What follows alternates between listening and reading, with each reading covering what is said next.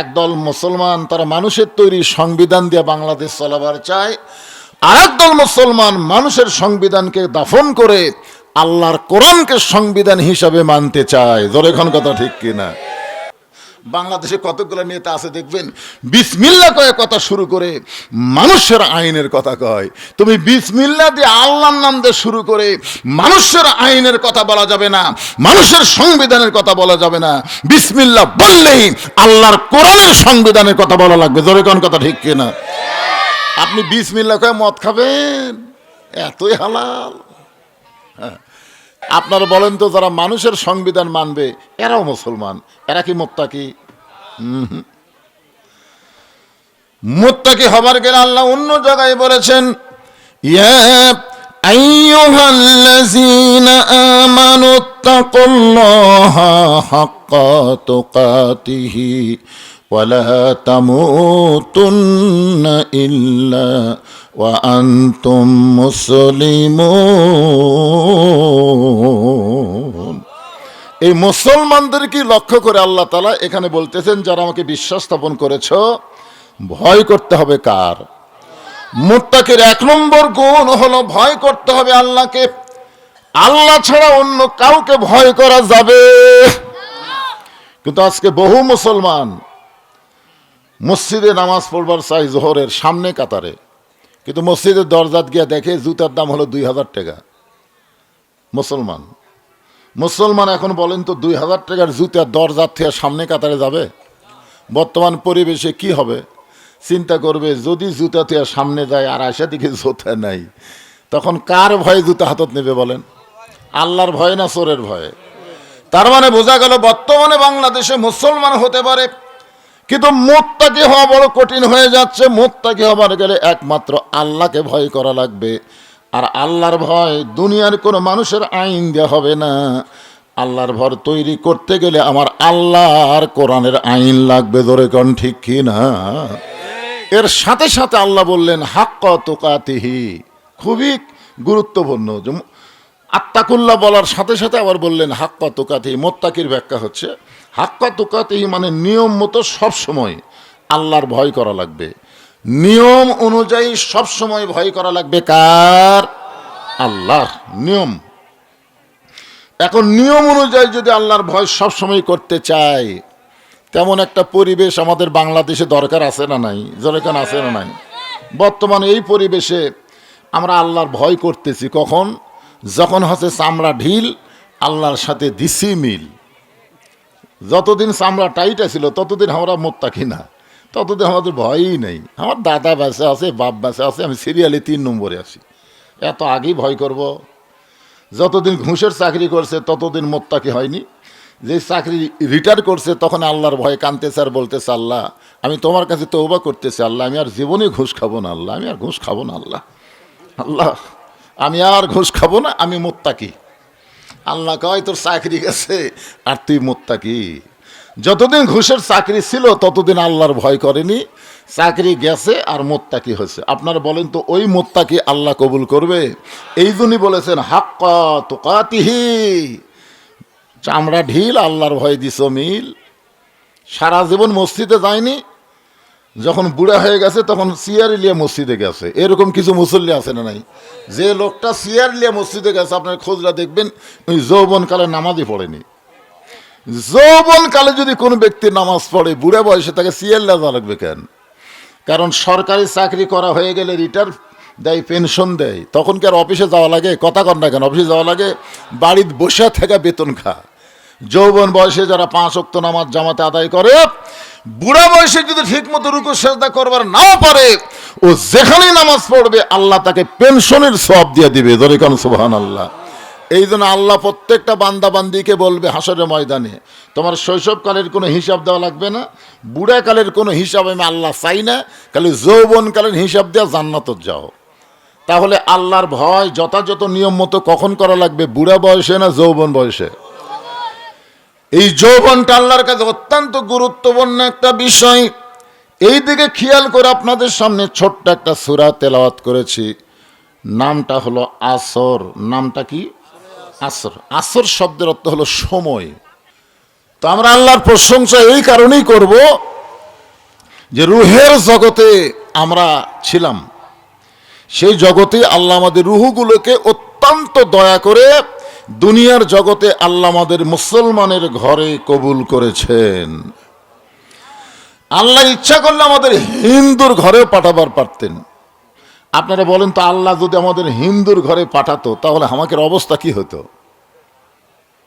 এখান থেকে চিন্তা করা দরকার। আল্লাহ আমাদের এত দয়া করছেন যে আল্লাহর পছন্দনীয় জীবন বিধান ইসলামের মধ্যে আল্লাহ আমাদের কবুল করেছেন। খুশি হয়ে আর একবার বলি আলহামদুলিল্লাহ। নিদানে আখেরাতে তরাইতে পলসে রাতে কান্ডারি হইয়া নবী পার করিবেন সেই তরণী। আল্লাহ আমাদের ভাগ্য এত ভালো যে বিশ্ব নবীর উম্মত হিসাবে আমাদের কবুল করেছেন। জোরে খান সুবহানাল্লাহ। মুসলমানের ঘরে আল্লাহ কবুল করলেন, কিন্তু আদম নবীর সময় পাঠিয়ে দিলেন। মুসলমানের ঘরে আল্লাহ কবুল করলেন, নূহ নবীর সময় আমাদের পাঠিয়ে দিলেন। মুসলমানের ঘরেই কবুল করলেন, ইব্রাহিম নবীর সময় আমাদের পাঠিয়ে দিলেন। মুসলমানের ঘরেই কবুল করলেন, ঈসা নবীর সময় আমাদের পাঠিয়ে দিলেন। কিন্তু ওই সকল নবীর সময় আমাদের না পাঠায়া বিশ্ব নবীর উম্মত হিসাবে আল্লাহ আমাদের কবুল করেছে। বিশ্ব নবীর উম্মত হওয়ার মধ্যে লাভ কি জানেন? আপনার লাভ জানেন? যদি কোনো সময় আমরা আটকে যাই, আটকা যাওয়া বোঝেন না?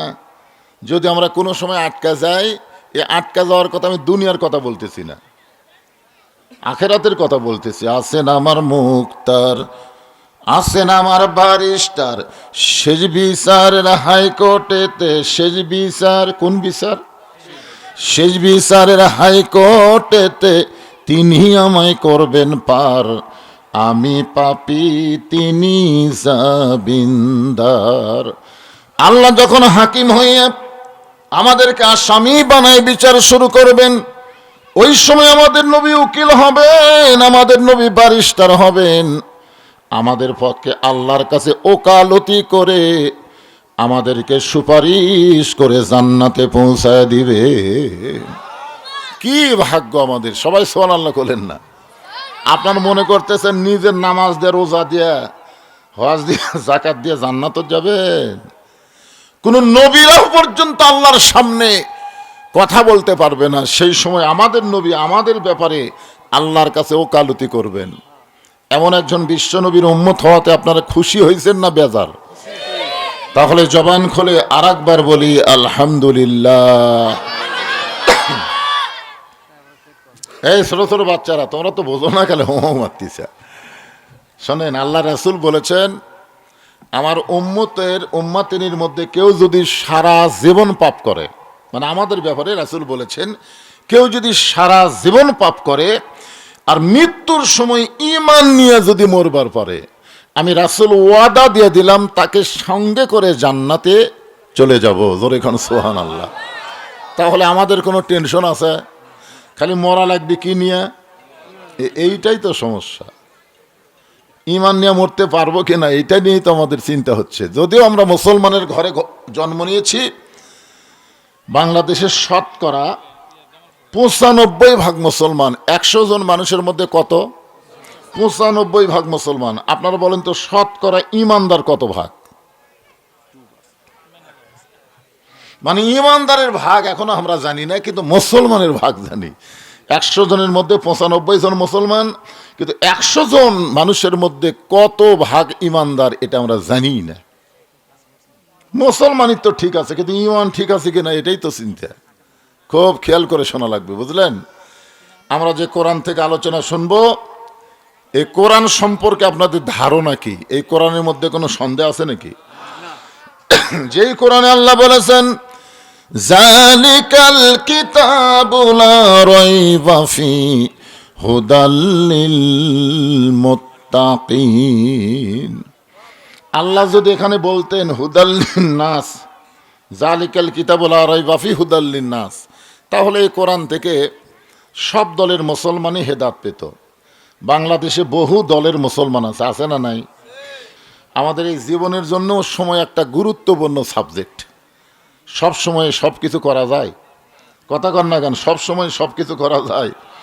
আমরা বেগম খালেদা জিয়ার জন্য কম দোয়া করছি, কিন্তু এই দোয়াটা কি জুয়ান বয়সে করছি না একেবারে শেষ বয়সে? কথা কর না কেন, এই দোয়াটা আমরা কখন করছি? হাসপাতালে যাওয়ার আগে না হাসপাতালে যাওয়ার পরে? হাসপাতালে যাওয়ার পরে ডাক্তার যখন বলতেছে আমাকে ক্যাপাসিটির বাইরে, আমরা আর পারতেছি না, তখন বলতেছে সবাই দোয়া করেন দোয়া করেন। আল্লাহকে দোয়া চাওয়া লাগবে কখন আর চালি কখন? কথাটা বুঝলেন না? সময় শেষ হয়ে গেছে। আর এই সময় হায়াতের দোয়া করে কাম হবে? সময় মতোই তো কাম করা লাগবে। এই জন্য সময়ের গুরুত্ব দিয়ে আল্লাহ সময়ের শপথ করছেন। মিশে মায়ায় বন্দি থাইকা করলাম কত খেলা, পশ্চিমে তাকায়া দেখো তোমার ডুইবা গেছে বেলা। এক পলকের নাই ভরসা, মিশে সকল আশা, কখন বুঝি দারুণ ঝড়ে ভাঙবে তোমার বাসা। আপনারা সত্যি করে বলেন তো, যে মাগরিবের নামাজ আমাদের কাছ থেকে বিদায় নিল, এই নামাজ আর জীবনে পাবেন?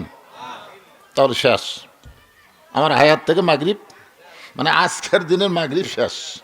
আরে সবাই বলে বয়স বাড়ে, আমি বলি কমে রে। আসলে প্রত্যেকটা ধাপে ধাপে আমাদের হায়াতের সময় কিন্তু শেষ হয়ে যাচ্ছে। এই সময়ের শপথ করেছেন আল্লাহ। গুরুত্বপূর্ণ একটা বিষয়, বর্তমান আমাদের বাংলাদেশের যে সময় চলতেছে, এই সময়টা কি রকম? এখনকার সময় যে ছোট ছোট বাচ্চাদেরকে আপনারা সামনে দিচ্ছেন,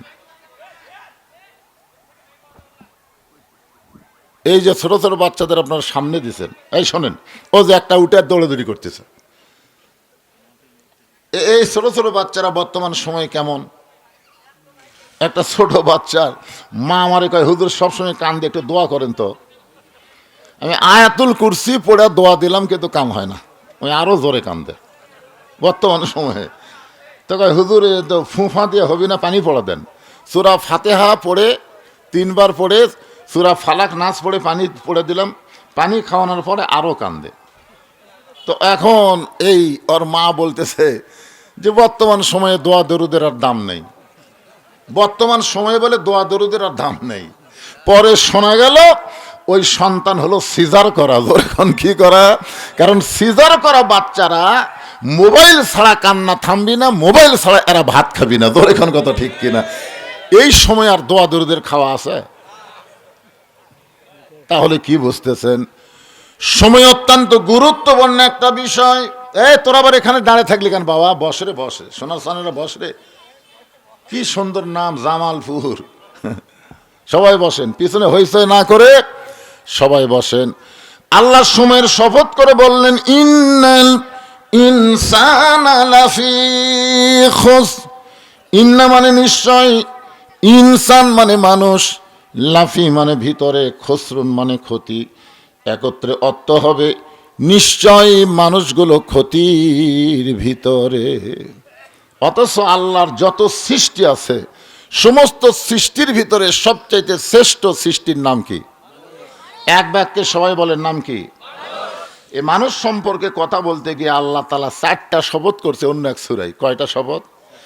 4টা শপথ করেছেন। প্রথম শপথ হলো ওয়াত্তিন, দ্বিতীয় শপথ হলো জাইতুন, তৃতীয় শপথ হলো তুরি সিনিন, 4 নম্বর শপথ হলো ওয়াহাজাল বালাদিল আমিন। এরপরে আল্লাহ বলতেছেন, লাকাদ খালাকনাল ইনসানা ফি আহসানি তাকবীম। আল্লাহু আকবার। দেখেন মানুষকে আল্লাহ কত ভালোবাসে, যে আল্লাহ বলতেছেন অবশ্যই মানুষকে আমি সর্ব উত্তম আকৃতিতে সৃষ্টি করেছি। যে মানুষকে আল্লাহ তো সুন্দর করে সৃষ্টি করলেন, তৈরি করলেন, এই মানুষ ক্ষতির মধ্যে পড়ুক, এটা আল্লাহ কখনোই চায় না। এই কারণেই তো আমরা গজলের মধ্যে বলি, আদর করে মানুষ আল্লাহ বানায়া কেমনে দিবেন ক্ষতির মধ্যে ফেলিয়া। কি মনে করতেছেন আল্লাহ মানুষকে ভালোবাসে কম না বেশি? কত বেশি! এটা আমাদের বাবা আদমকে তৈরি করার ইতিহাস পড়লেই তোমরা আশ্চর্য হয়ে যাব। মাটির আদমকে আল্লাহ তৈরি করিয়া ঘোষণা করিলেন আল্লাহ শ্রেষ্ঠ বলিয়া।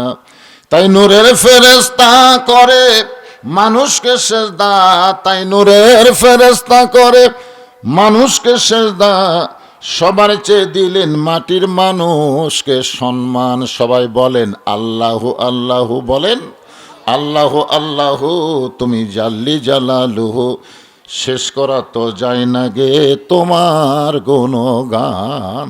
এত সুন্দর করে এত দাম দিয়ে আল্লাহ মানুষকে তৈরি করেছেন, সেই মানুষ ক্ষতির মধ্যে পড়ুক এটা আল্লাহ চায় না, ঠিক কিনা বলেন? যার কারণে আল্লাহ বললেন ইল্লাল্লাযীনা আমানু ওয়া আমিলুস সালিহাতি ওয়া তাওয়াসাউ বিল হক ওয়া তাওয়াসাউ বিস সবর। এখানে আল্লাহ চারটা বিষয় বলছেন। জোরে কোন কয়টা? আমার আঙ্গুলের দিকে তাকায়, ছোট ছোট বাচ্চারা এদিক তাকাতো, বাবা এদিক তাকাতো, এরা আমার খুব ভালোবাসে বুঝলেন। যখনই গাড়ির থেকে দরজা খুলে নামি তখন এই ছোট ছোট বাচ্চারা কয় এটাই বুঝলু রে। এরা জীবনে হুজুরও কয় না, মৌলানা কয় না, পুরা নামও কয় না, কয় এটাই বুঝলু রে। কি ভাবে যে চিনে আল্লাহ জানে। মানে মোবাইলে দেখতে দেখতে ওরা একের হাঁকে এমন চিনা চিনিছে, এটাই বুঝলু। এক বাড়িতে গেলে আমার আব্বা আমাকে বজলু বলে ডাকতো, আর এরা আমার বজলু কয়। এরা খুবই ভক্ত বুঝলেন, কিন্তু সামনে আমার দিকে তাকাচ্ছেন, টাকা থাকতো। এমন একটা গুরুত্বপূর্ণ আলোচনা হবে চারটা বিষয় নিয়ে। এরা ছোট মানুষ, কি বুঝবে কোন? তো সামনে দেখে লাফালাফি করতেছে, হো হো করতেছে। এক নম্বর হলো ঈমান। জোরে কোন? চারটা বিষয়ের মধ্যে এক নম্বরের নাম কি? আরো জোরে। ঈমান যদি ঠিক না থাকে, আপনি যতই আমল করেন আপনার কোনো আমলও আল্লাহর দরবারে কবুল হবে না। যার প্রমাণ হলো নবীর চাচা আবু তালেব। আপনারা বলেন তো, নবীর চাচা আবু তালেব কেমন মানুষ ছিলেন? খালি ভালো। আল্লাহ রাসূল নিজেই বলেছেন যে মায়ের পেটে থাকা অবস্থায় আমার বাপ মারা গেছে। আমি যখন মায়ের পেটে 6 মাস, তখন আমার বাবা দুনিয়া থেকে বিদায় নিয়েছে, কিন্তু দুনিয়াতে আসার পরে আমি আর এতিম ছিলাম না। সাহাবেরা বললেন হুজুর, মায়ের পেটে থাকতে আপনি এতিম হলেন, আর দুনিয়াতে আসার পরে আপনি এতিম ছিলেন না, এটা কেমন কথা? রাসূল বললেন ভাগ্যগুণে এমন একটা চাচা পাইছিলাম যার নাম হলো আবু তালেব। তিনি আমাকে এমনভাবে লালন পালন করেছে যে আমার যে বাবা নাই এটা আমি কোনোদিন বুঝতেই পারিনি। মানে বাবার মতো দয়া দিয়ে আবু তালেব নবীরে লালন পালন করছে, এরপরেও সে জাহান্নামে যাবে একটাই মাত্র কারণ, তার আমল ভালো ছিল কিন্তু ঈমান ছিল না। জোরে কোন কি ছিল না? ঈমান ছিল না। এখন চিন্তা করেন, নবীকে শুধু ভালোবাসলে হবে? আবু তালেব কি নবীরে কম ভালোবাসছে? আল্লাহ বললেন কুল, হে রাসূল আপনি বলেন, ইন কুনতুম তুহিব্বুনাল্লাহ ফাত্তাবিউনি ইউহিব্বুকুমুল্লাহ ويغفر لكم ذنوبكم والله غفور رحيم। একটু মনোযোগ দিয়ে শুনবেন। এখানে আল্লাহ বলতেছে, হে রাসূল আপনি বলে দেন, কেউ যদি আমাকে মহব্বত করতে চায়, আমার ভালোবাসা পাবার চাই, তাহলে একটাই মাত্র উপায়, সেটা হলো ফাত্তাবিউনি, আপনাকে ইত্তেবা করা লাগবে। নবীকে শুধু মহব্বত করলে হবে না, নবীকে ইত্তেবা করা লাগবে। আজকে বাংলাদেশে বহু মুসলমান আমরা আছি, নবীর প্রতি দরুদ পড়ি, নবীরে সালাম করি, নবীর প্রতি দরুদ পড়ি, নবীরে সালাম করি মসজিদের ভিতরে, কিন্তু নবীর সমাজ গড়ার কাজে অনেকের দ্বন্দ্ব মনে বাজে। নবীকে তারা নবী হিসাবে বিশ্বাস করে, কিন্তু নেতা হিসাবে মানবার চায় না।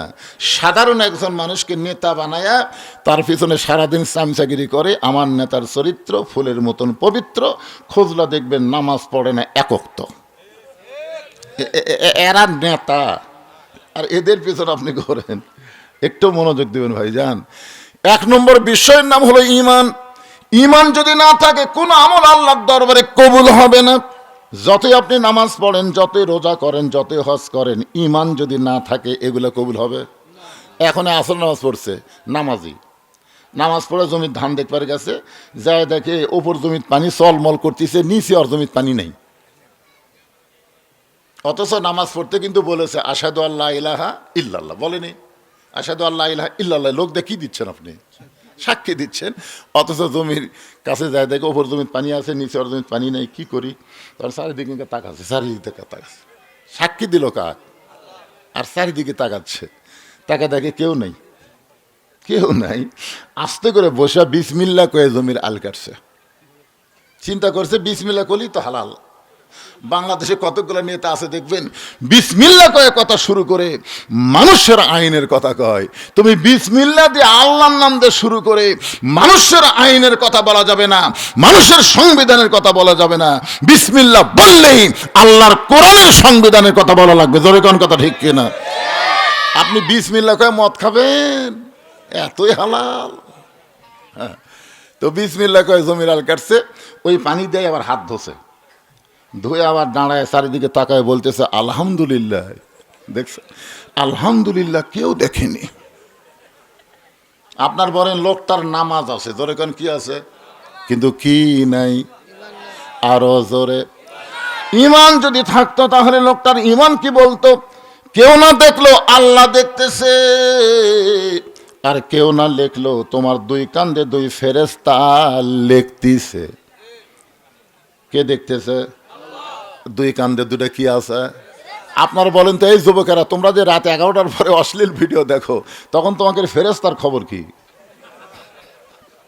এই দুই কান্দে দুই ফেরেশতাকে আল্লাহ, এই শয়তানের কান্দে তোমরা থাকুন আল্লাহ। হায় হায় হায় হায়, এই কম্বলের মধ্যে কি শুরু করছে আল্লাহ? আল্লাহ বলে থাক থাক, দোয়া কর, যদি হেদায়েত পায়। সুবহানাল্লাহ। আল্লাহ আমাদের এত ভালোবাসে, তাই যুবকেরা বিশ্বাস করো, তোমার দুই কান্দে দুই মোহরি লিখিতেছেন ডায়েরি, দলিল দেখে রাই দিবে, টাকা পয়সার নাই কারবার, কিরামান কাতিবিনা ইয়ালামুনা মা তাফআলুন। সাহাবীরা বললেন এ রাসূলুল্লাহ, ঈমানকে যখন আল্লাহ এত গুরুত্ব দিলেন, এই ঈমান সম্পর্কে আমরা একটু জানবার চাই। আল্লাহ রাসূল বললেন ঈমান সম্পর্কে জানতে গেলে তোমাদের তিনটা বিষয় খেয়াল করা লাগবে। এক নম্বর হলো ইকরার বিল লিসান, দুই নম্বর হলো তাসদিকু বিল জানান, আর তিন নম্বর হলো আমল বিল আরকান। ঈমানকে বুঝবার গেলে, ঈমান গ্রহণ করবার গেলে, ঈমান অনুযায়ী চলবার গেলে কয়টা জিনিস খেয়াল করা লাগবে? ধরে কোন কয়টা? এক নম্বর হলো জবানে বলতে হবে লা ইলাহা ইল্লাল্লাহ। এইটা বলা খুবই সহজ। এ লা ইলাহা ইল্লাল্লাহ বলা মুখে মুখে এটা খুবই সহজ। কারণ স্বাধীনতার সময়, স্বাধীনতা যখন 71 সালে বাংলাদেশ স্বাধীন হলো, যুদ্ধ যখন শুরু হলো, ওই সময় আমাদের এলাকার অনেক হিন্দুরা বুঝলেন এই লা ইলাহা ইল্লাল্লাহর জিকির করছে। আমাদের এলাকার, আপনাকে এলাকাত করছে কিনা আপনারা জানেন। কারণ আর্মি দেখলেই ওরা বলতো লা ইলাহা ইল্লাল্লাহ, লা ইলাহা ইল্লাল্লাহ, লা ইলাহা ইল্লাল্লাহ। তা আর্মিরা বলতো বিলকুল ঠিক হয় ঠিক হয়। 9 মাস পরে দেশটা যখন স্বাধীন হলো, তখন হিন্দুরা বলেছে মুসলমানের কলমার দাম আছে। তুমি হিন্দু হয়ে মুসলমানের কলমার দাম কেমনে বুঝলে? বলে যুদ্ধের সময় বুঝেছি বাবা, এই কলেমা মুখে থাকার কারণে আর্মির গুলির থেকে আমরা বাঁচে গেছি। আমি এক হিন্দুরে বললাম দাদা, কলমা শুধু মুখে রাখার কারণে যদি গুলির থেকে বাঁচেন, এই কলেমা যদি কলিজার মধ্যে জায়গা দেওয়ার পারেন, তাহলে জাহান্নামের আগুন থেকে আল্লাহ বাঁচাইয়া দিবে। মুখে মুখে কলমা বলা এটা খুবই সহজ। আমাদের এলাকার অনেক হিন্দুরা এই কলমা কয়ে ভিক্ষা চায়, লা ইলাহা ইল্লাল্লাহ মাসাটা ভিক্ষা দাও। ওরা সারাদিন যত দরজাত যায়, প্রত্যেক দরজাত কম করে 5 বার করে কলমা কয়। এর কে চাইতে বড় জাকের পেটি তার কেউ নেই। কিন্তু ওরা কলমা কয়ে কি চায়? আপনার বলেন তো এটা ভিক্ষার কলমা? এই জন্য মনোযোগ দিয়ে শুনবেন, জবানে লা ইলাহা ইল্লাল্লাহ বলা খুবই সহজ। তাসদিক বিল জানান, কলিজার মধ্যে ঈমানের জায়গা দেওয়া অত্যন্ত কঠিন। কেউ যখন কলিজার মধ্যে ঈমানের জায়গা দিবে, ওই মানুষটার কাছে জীবনের চাইতে ঈমানের গুরুত্ব বেশি হবে। আকাশেতে লক্ষ তারা, একটা চাঁদের আলো, 1000 কোটি মানুষের চাইতে ঈমানদার ওসমান হাদি অনেক ভালো। ধরে কোন ঠিক কিনা? এক ওসমান হাদি এমন ঈমানদার ছিলেন, মরার আগেই কিন্তু তিনি মরার কথা বলে গেছেন। জোরে কোন ঠিক কিনা? যে কোনো সময় আমাকে গুলি করতে পারে, যে কোনো সময় আমাকে হত্যা করতে পারে, এই কথা বলার পিছনে কারণ হলো সে কঠিন ইমানদার, কলিজার মধ্যে ইমানের জায়গা দেওয়ার কারণে সে বুঝতে পেরেছে হক বাতিল কোনোদিন এক হবে না। বাতিলকে হত্যা করার জন্য হক সব বাতিল, হককে হত্যা করার সময় বাতিল সব সময় এক পায়ে দাঁড়িয়ে থাকবে। আপনারা বলেন তো, কঠিন ইমানদার ওসমান হাদি গুলি খায় বিদায় হলো, কিন্তু সে কিন্তু মরল না। বাংলাদেশের প্রত্যেকটা যুবকের কলিজার মধ্যে জায়গা নিল। ধরে কোন কথা ঠিক কি না? তাসদিক বিল জানান, কলিজার মধ্যে ঈমান যখন আসবে ওই মানুষের কাছে জীবনের চাইতে ঈমানের গুরুত্ব অনেক বেশি হবে। এমন একজন মানুষকে উকিল বলতে, স্যার স্যার আপনি যদি রাষ্ট্রপতির কাছে বাঁচার দরখাস্ত লেখেন তাহলে আপনার ফাঁসির দণ্ড মওকুফ হয়ে যাবে। আপনি রাষ্ট্রপতির কাছে খালি দরখাস্ত লেখেন, আপনি একটা দলের আমির, আপনাকে ফাঁসি দিবে। আপনি রাষ্ট্রপতির কাছে দরখাস্ত লেখেন, রাষ্ট্রপতি যদি দয়া করে আপনাকে মাফ করে তাহলে আপনার ফাঁসির দণ্ড ক্যান্সেল হয়ে যাবে। ইমানদার মুচকি মুচকি হাসতেছে। উকিল বলে, হাসেন কেন? বলে, হাসার কারণ হলো আমার ইমান বলতেছে এই বাংলাদেশ জন্ম হওয়ার পরে 3 জন রাষ্ট্রপতি ক্ষমতা থাকা অবস্থা নিজেরাই মরেছে। 3 জন রাষ্ট্রপতি ক্ষমতা থাকতে মরে গেছে। একটা হলো শেখ মুজিবুর রহমান, একটা হলো জিয়াউর রহমান, একটা হলো জিল্লুর রহমান। যারা ক্ষমতা থাকতে নিজেরাই মরে যায় তাদের কাছে কোনো ইমানদার জীবন ভিক্ষা চায় না। জোরে খান কথা ঠিক কিনা? আপনার বলেন এটা কি মুখের ইমান না কলজার ইমান? মুখের ইমান। জীবন বাঁচার, জীবন বাঁচার ফরজ, জীবন বাঁচার ফরজ, ঈমান বাঁচানো ফরজ। যাদের মুখে শুধু লা ইলাহা ইল্লাল্লাহ এরা বলবে জীবন বাঁচানো ফরজ, আর যাদের কলিজার মধ্যে ঈমান তারা বলবে জীবনের কোনোই দাম নাই, ঈমানের দাম আছে। জোরে কোন ঠিক কিনা? আমি আপনি যতই চেষ্টা করি জীবন বাঁচাতে আমরা পারবো না। পারবেন? চেষ্টা করেন তো দেখি। যতই চেষ্টা করি তবে জীবন বাঁচান যাবে না। একটু চেষ্টা করলে আমাদের ঈমানকে আমরা বাঁচাবার পারবো। এরপরে রাসূল বললেন, আমল বিল আরকান, ঈমান অনুযায়ী আমল করা লাগবে। ঈমান অনুযায়ী যেগুলো আমল আছে, যে আমল না করলে ঈমানই থাকবে না, আপনার বলেন তো সে আমলের নাম কি? আমার কথা কি দিয়ে কি কি শুরু হলো? এই মনোযোগ দিয়ে শোনেন, যে আমল আমরা না করলে আমাদের ঈমান থাকবে না, সেই আমলের নাম কি? আরো জোরে, জোরসে বলুন। 2-1 বলতেছে, বাদ বাকি বলতেছে না, কারণ এরা অনেকে মাগরিবের নামাজই পড়েনি। তো নামাজ যদি না পড়া থাকে আবার নামাজ কেমনে কয়? শরম লাগতেছে। আপনারা জানেন আল্লাহ রাসূল বলেছেন, লা সলাতা লা ঈমানা, যার নামাজ নাই তার ঈমান নেই। আরবিতে এই মাসের নাম কি? জোরে বলেন। আল্লাহুম্মা বারিক লানা ফি রজব ওয়া শাবান ও বাল্লিগনা রমাদান। আপনারা জানেন এই রজব চন্দ্রের 1 তারিখে আল্লাহ তাআলা নবীকে আরশে নিয়ে গেছিলেন। এটা আপনারা জানেন? আরশে কি বেড়াবার নিয়ে গেছিল? ওই জায়গায় যায় আল্লাহ একটা কি দিছে? নামাজ দিছে। জোরে বলেন, কি দিছে? এই নামাজটা অত্যন্ত গুরুত্বপূর্ণ একটা বিষয়, খুব খেয়াল করে শুনবেন। রাসূল বলেছেন, মান তারাকা সালাতু মুতাম্মিদান ফাকাত কাফারা, ইচ্ছা করে একটা ওয়াক্ত নামাজ যারা বাদ দিল তারা অবশ্যই আল্লাহর সঙ্গে কুফরি করলো। তাহলে মাগরিবের নামাজ বাদ দেওয়া যারা ওয়াজ শুনতেছে, কে মাইকের সাউন্ড কি শোনা যাচ্ছে?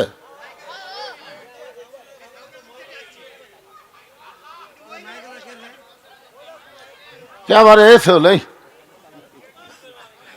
চেষ্টা করো তো বিসমিল্লাহ কও, বিসমিল্লাহ কও। খালি বিসমিল্লাহ শহীদ প্রেসিডেন্ট জিয়াউর রহমান চালু করার কারণে আল্লাহ তাকে শহীদদের মধ্যে কবুল করেছে। ধরে কোন ঠিক কিনা? বাংলাদেশের সমস্ত মানুষ জিয়াউর রহমানকে শহীদ প্রেসিডেন্ট কয় কি জন্য? এই যে ধর্ম নিরপেক্ষতা লাত্তি দিয়ে ফেলে দিছে, দিয়ে ওই জায়গায় বিসমিল্লাহ চালু করছে। ইসলামের মূল্যবোধের সরকার গঠন করেছে। দুনিয়া থেকে বিদায় নেওয়ার পরে বিটকেস খুলে দেখা গেল কোরআন শরীফ আর জায়নামাজ ছাড়া কিছুই নাই।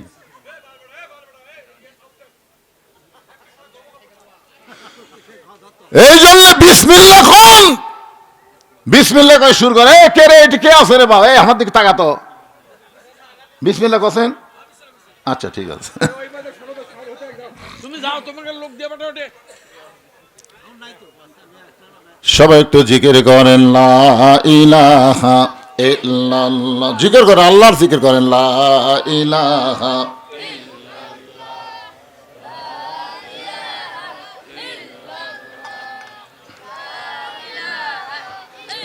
লা ইলাহা ইল্লাল্লাহ লা ইলাহা। এবার ঠিক আছে, আর হাত দিও না। লা ইলাহা ইল্লাল্লাহ লা ইলাহা ইল্লাল্লাহ। জোরে লা ইলাহা ইল্লাল্লাহ লা ইলাহা ইল্লাল্লাহ মুহাম্মাদুর রাসূলুল্লাহ সাল্লাল্লাহু আলাইহি ওয়াসাল্লাম। এখন যারা মাগরিবের নামাজ না পড়া ওয়াজ শুনতেছেন, আপনি যদি নিয়ত করেন হুজুর আমি মাগরিবের নামাজ পড়ি নাই কিন্তু এশা থেকে আর নামাজ ছাড়বো না, আল্লাহ বলে যত নামাজ না পড়ার পাপ হয়েছে এ নিয়ত করার সঙ্গে সঙ্গেই আমি আল্লাহ মাফ করে দিলাম। মারাত্মক কথা। রাসূল বলেছেন বাইনাল আবদি ওয়াল কুফরি তরকুস সালাত। বান্দা আর কাফেরের মধ্যে পৃথক করার জিনিসটার নামই হলো নামাজ। তাহলে ইমানের পরে যে আমলটা না করলে ইমান থাকে না, এই আমলটার নাম হলো নামাজ। অনেকে আমাকে বলে হুজুর আমরা না হয় 5 ওয়াক্ত পড়ি না, তাই বলি কি জুম্মার নামাজ পড়ি না। আপনাকে যে মাদ্রাসার কাছে যে মসজিদ আছে, মসজিদ তো অনেক বড় মসজিদ, কি 5 ওয়াক্তর খবর কি? এত বড় মসজিদ যে আপনারা করছেন, এটা কি 5 ওয়াক্তর জন্য করছেন না জুম্মার জন্য করছেন? কথা কয় না। 5 ওয়াক্তর জন্য অত বড় মসজিদ থাকে? এরা জুমার জন্য করছেন, বড় করছেন। আজকে বাংলাদেশে যত মসজিদ দোতলা 3 তলা হচ্ছে, জিজ্ঞাসা করা হচ্ছে ভাই কোন নামাজের জন্য? জুম্মার জন্য হুজুর। এত মানুষ হয়, জায়গা হয় না। আপনার বলেন তো জুম্মার নামাজ সম্পর্কে কি? এই লাইলাতুল মিরাজে আল্লাহ যে নবীকে 5 ওয়াক্ত নামাজ দিলেন, এর মধ্যে জুম্মা নাই। জুম্মা হলো দুনিয়ার নামাজ, আর এই 5 ওয়াক্ত নামাজ হচ্ছে আরশের নামাজ। ধরে কোন সুবহানাল্লাহ। সেই জুম্মা মারতেছেন, তাও আবার নিয়মকে জানেন, সবার শেষে আসবি, সবার আগে চলে যাবি। কতগুলো জুম্মার মুসল্লি এতই বদমাইশ বুঝলেন, ওরা আসবি শেষে, যাবি আগে। আসার সময় পুরাতন স্যান্ডেল পাঁত দিয়ে এসে নতুনের কাছে থুবি, যাওয়ার সময় নতুন পাঁত দিয়ে চলে যাবি। ধরা পড়লে বলবে বদল হচ্ছে ভাই, বদল হচ্ছে। আজ পর্যন্ত কোনোদিন দেখলাম না যে নতুন স্যান্ডেল থুয়ে এরা পুরাতন পাঁত দিয়ে গেছে, কোনোদিনও দেখিনি। যতবার ধরা পড়ছে খালি নতুন লিয়ে গেছে, পুরাতন থুয়ে গেছে। আপনার এটা কি বদল? এদের সম্পর্কে আল্লাহ বলেছেন ফাওয়াইলুল লিল মুসাল্লিন আল্লাযীনা হুম আন সালাতিহিম সাহুন আল্লাযীনা হুম ইরাউন ওয়া ইয়ামনাউনাল মাউন। আল্লাহর একটা আয়াত আছে কোরআনে, যে আয়াতটা পড়লে মনে হয় আল্লাহ সবাইকে মাফ করে দিবে। সুবহানাল্লাহ কর না কেন? সে আয়াতটা হলো লা তাকনাতু মির রাহমাতিল্লাহ ইন্নাল্লাহা ইয়াগফিরুয যুনুবা জামিআ ইন্নাহু হুয়াল গফুরুর রহিম। আল্লাহ বলে বান্দারে আমি আল্লাহর এত দয়া, আমার দয়ার কাছে তোদের পাপ কিছুই না। আমি আল্লাহর এত দয়া, আমার দয়ার কাছে তোদের পাপ কিছুই না। রহমান রহিম নামে যত গুনাহ ঝরে, বান্দার কি সাধ্য আছে তত গুনাহ করে। হাসরের ময়দানে আল্লাহ রহমান রহিম নামের ওসিলায় যারা 5 ওয়াক্ত নামাজ পড়ে নাই, শুধু জুম্মা পড়িছে, শুধু কি পড়ছে? জুম্মার নামাজ পড়ছে, 5 ওয়াক্ত পড়েনি। আল্লাহ তাদেরকে বললো যাও তোমরা যাই হোক জুম্মার নামাজ তো পড়ছে, এ ওসিলায় আমি আল্লাহ তোমাকে জান্নাত দিয়ে দিলাম, যাও। তখন জুম্মা পার্টি যা খুশি হবি বুঝলেন। হায় রে, কষ্ট করে ফজরের নামাজ পড়া লাগেনি রে, কষ্ট করে এশার নামাজ পড়া লাগেনি, জোহর আসর মাগরিব পড়িনি, খালি জুম্মা মারার কারণে আল্লাহ যদি জান্নাত দেয়। এই কথা শোনার পরে জান্নাতের দিকে মারবে দৌড়। এক দৌড়ে যারা শুধু জুম্মা পড়েছে, 5 ওয়াক্ত পড়ে নাই, এরা জান্নাতের দরজাত গিয়ে দেখবে বিশাল একটা তালা। তো বলবে আল্লাহ আপনি আমাকে জান্নাত দিলেন, তো জান্নাতের দরজার যে তালা আছে, আল্লাহ বলে চাবি খুঁজে দেখ আছে। ওরা তখন হাতায় দেখবে চাবি একটা আছে। এই চাবিটা তালার মধ্যে ঢুকবে কিন্তু ঘুরবে না। জুম্মার নামাজের লোকেরা বলবে আল্লাহ চাবিটা তালার মধ্যে ঢুকে কিন্তু ঘোরে না। আল্লাহ বলে চাবির মধ্যে 5টা দাগ আছে, তালার মধ্যে 5টা দাগ আছে, তোদের চাবির মধ্যেও 5টা দাগ থাকা লাগবে। এখন দেখ তো তোদের চাবির খবর কি? জুম্মা পার্টি বলতেছে আল্লাহ আমাদের চাবি হলো তেলতেলা। আল্লাহ বলে পাগল রে, দাগে দাগে মিল হবে, কুট্টুস করে তালা খুলবে। তোরা শুধু জুম্মা পড়ছিস, 5 ওয়াক্ত পড়িস না, যার কারণে জান্নাত দেখে তোরা ফেরত। আহা, এখন জুম্মা পার্টির খবর কি? এরা শুধু জান্নাত দেখতে পারবি কিন্তু ভিতরে ঢুকতে পারবে না। জান্নাতে ঢুকতে গেলে কয় ওয়াক্ত নামাজ লাগবে? জোরে বলেন কয় ওয়াক্ত? আসসালাতু মিফতাহুল জান্নাহ, নামাজ হচ্ছে বেহেশতের চাবি। ওই বেহেশতের তালা যদি খুলবার চান তাহলে আমি বলতেছি 5 ওয়াক্ত নামাজ ছাড়া ওই তালা কিন্তু খোলা যাবে না। এখন থেকে নিয়ত করা লাগবে ঈমান রক্ষা করার জন্য আমরা 5 ওয়াক্ত নামাজ আদায় করব। কিন্তু আমি বক্তা যতই ওয়াজ করি আমার ওয়াজ দিয়ে কিন্তু 5 ওয়াক্ত নামাজ আদায় হবে না। কারণ 5 ওয়াক্ত নামাজ কায়েম করবার গেলে বক্তার ওয়াজ দেওয়া হয় না, এটা আলাদা একটা নিয়ম আছে। জোরে কোন ঠিক কি না? আপনারা বলেন তো, এই যে রজব চাঁদ, এই যে রজব চাঁদ পাইছেন, এই রজব চাঁদে আমাদের নবী যে মেরাজ করছিলেন, এটা নবুয়তের কয় বছর? নবুয়তের 10ম বৎসর। নবুয়ত পাওয়ার 10ম বৎসরে আল্লাহ রাসূল মেরাজ করলেন। আল্লাহ তাআলা 5 ওয়াক্ত নামাজ দিলেন। কিন্তু আল্লাহ কোরআনের যত জায়গায় নামাজের কথা বলেছেন, এই খেয়াল করে শোনেন, প্রত্যেক জায়গায় আল্লাহ কিন্তু বলেছেন আকিমুস সালাত, নামাজ কায়েম করো। তো নবী এই নামাজ পাওয়ার পরে আল্লাহকে বলেন, আল্লাহ আপনি যে আমাকে বলেন নামাজ কায়েম করুন, কিন্তু আমি তো নামাজ কায়েম করার পারতেছি না। কারণ নামাজ পাওয়ার পরেও নবী 3 বছর মক্কায় ছিলেন। কয় বছর? 3 বছর মক্কায় ছিলেন। নবী বলতেছে, আল্লাহ নামাজ তো কায়েম করার হুকুম দিলেন, কিন্তু কায়েম করার তো পরিবেশ নাই। আমরা চুপি চুপি আজান ছাড়া, জামাত ছাড়া চোরের মতন নামাজ পড়ি, নামাজ তো কায়েম করার কোনো পরিবেশ পাচ্ছি না।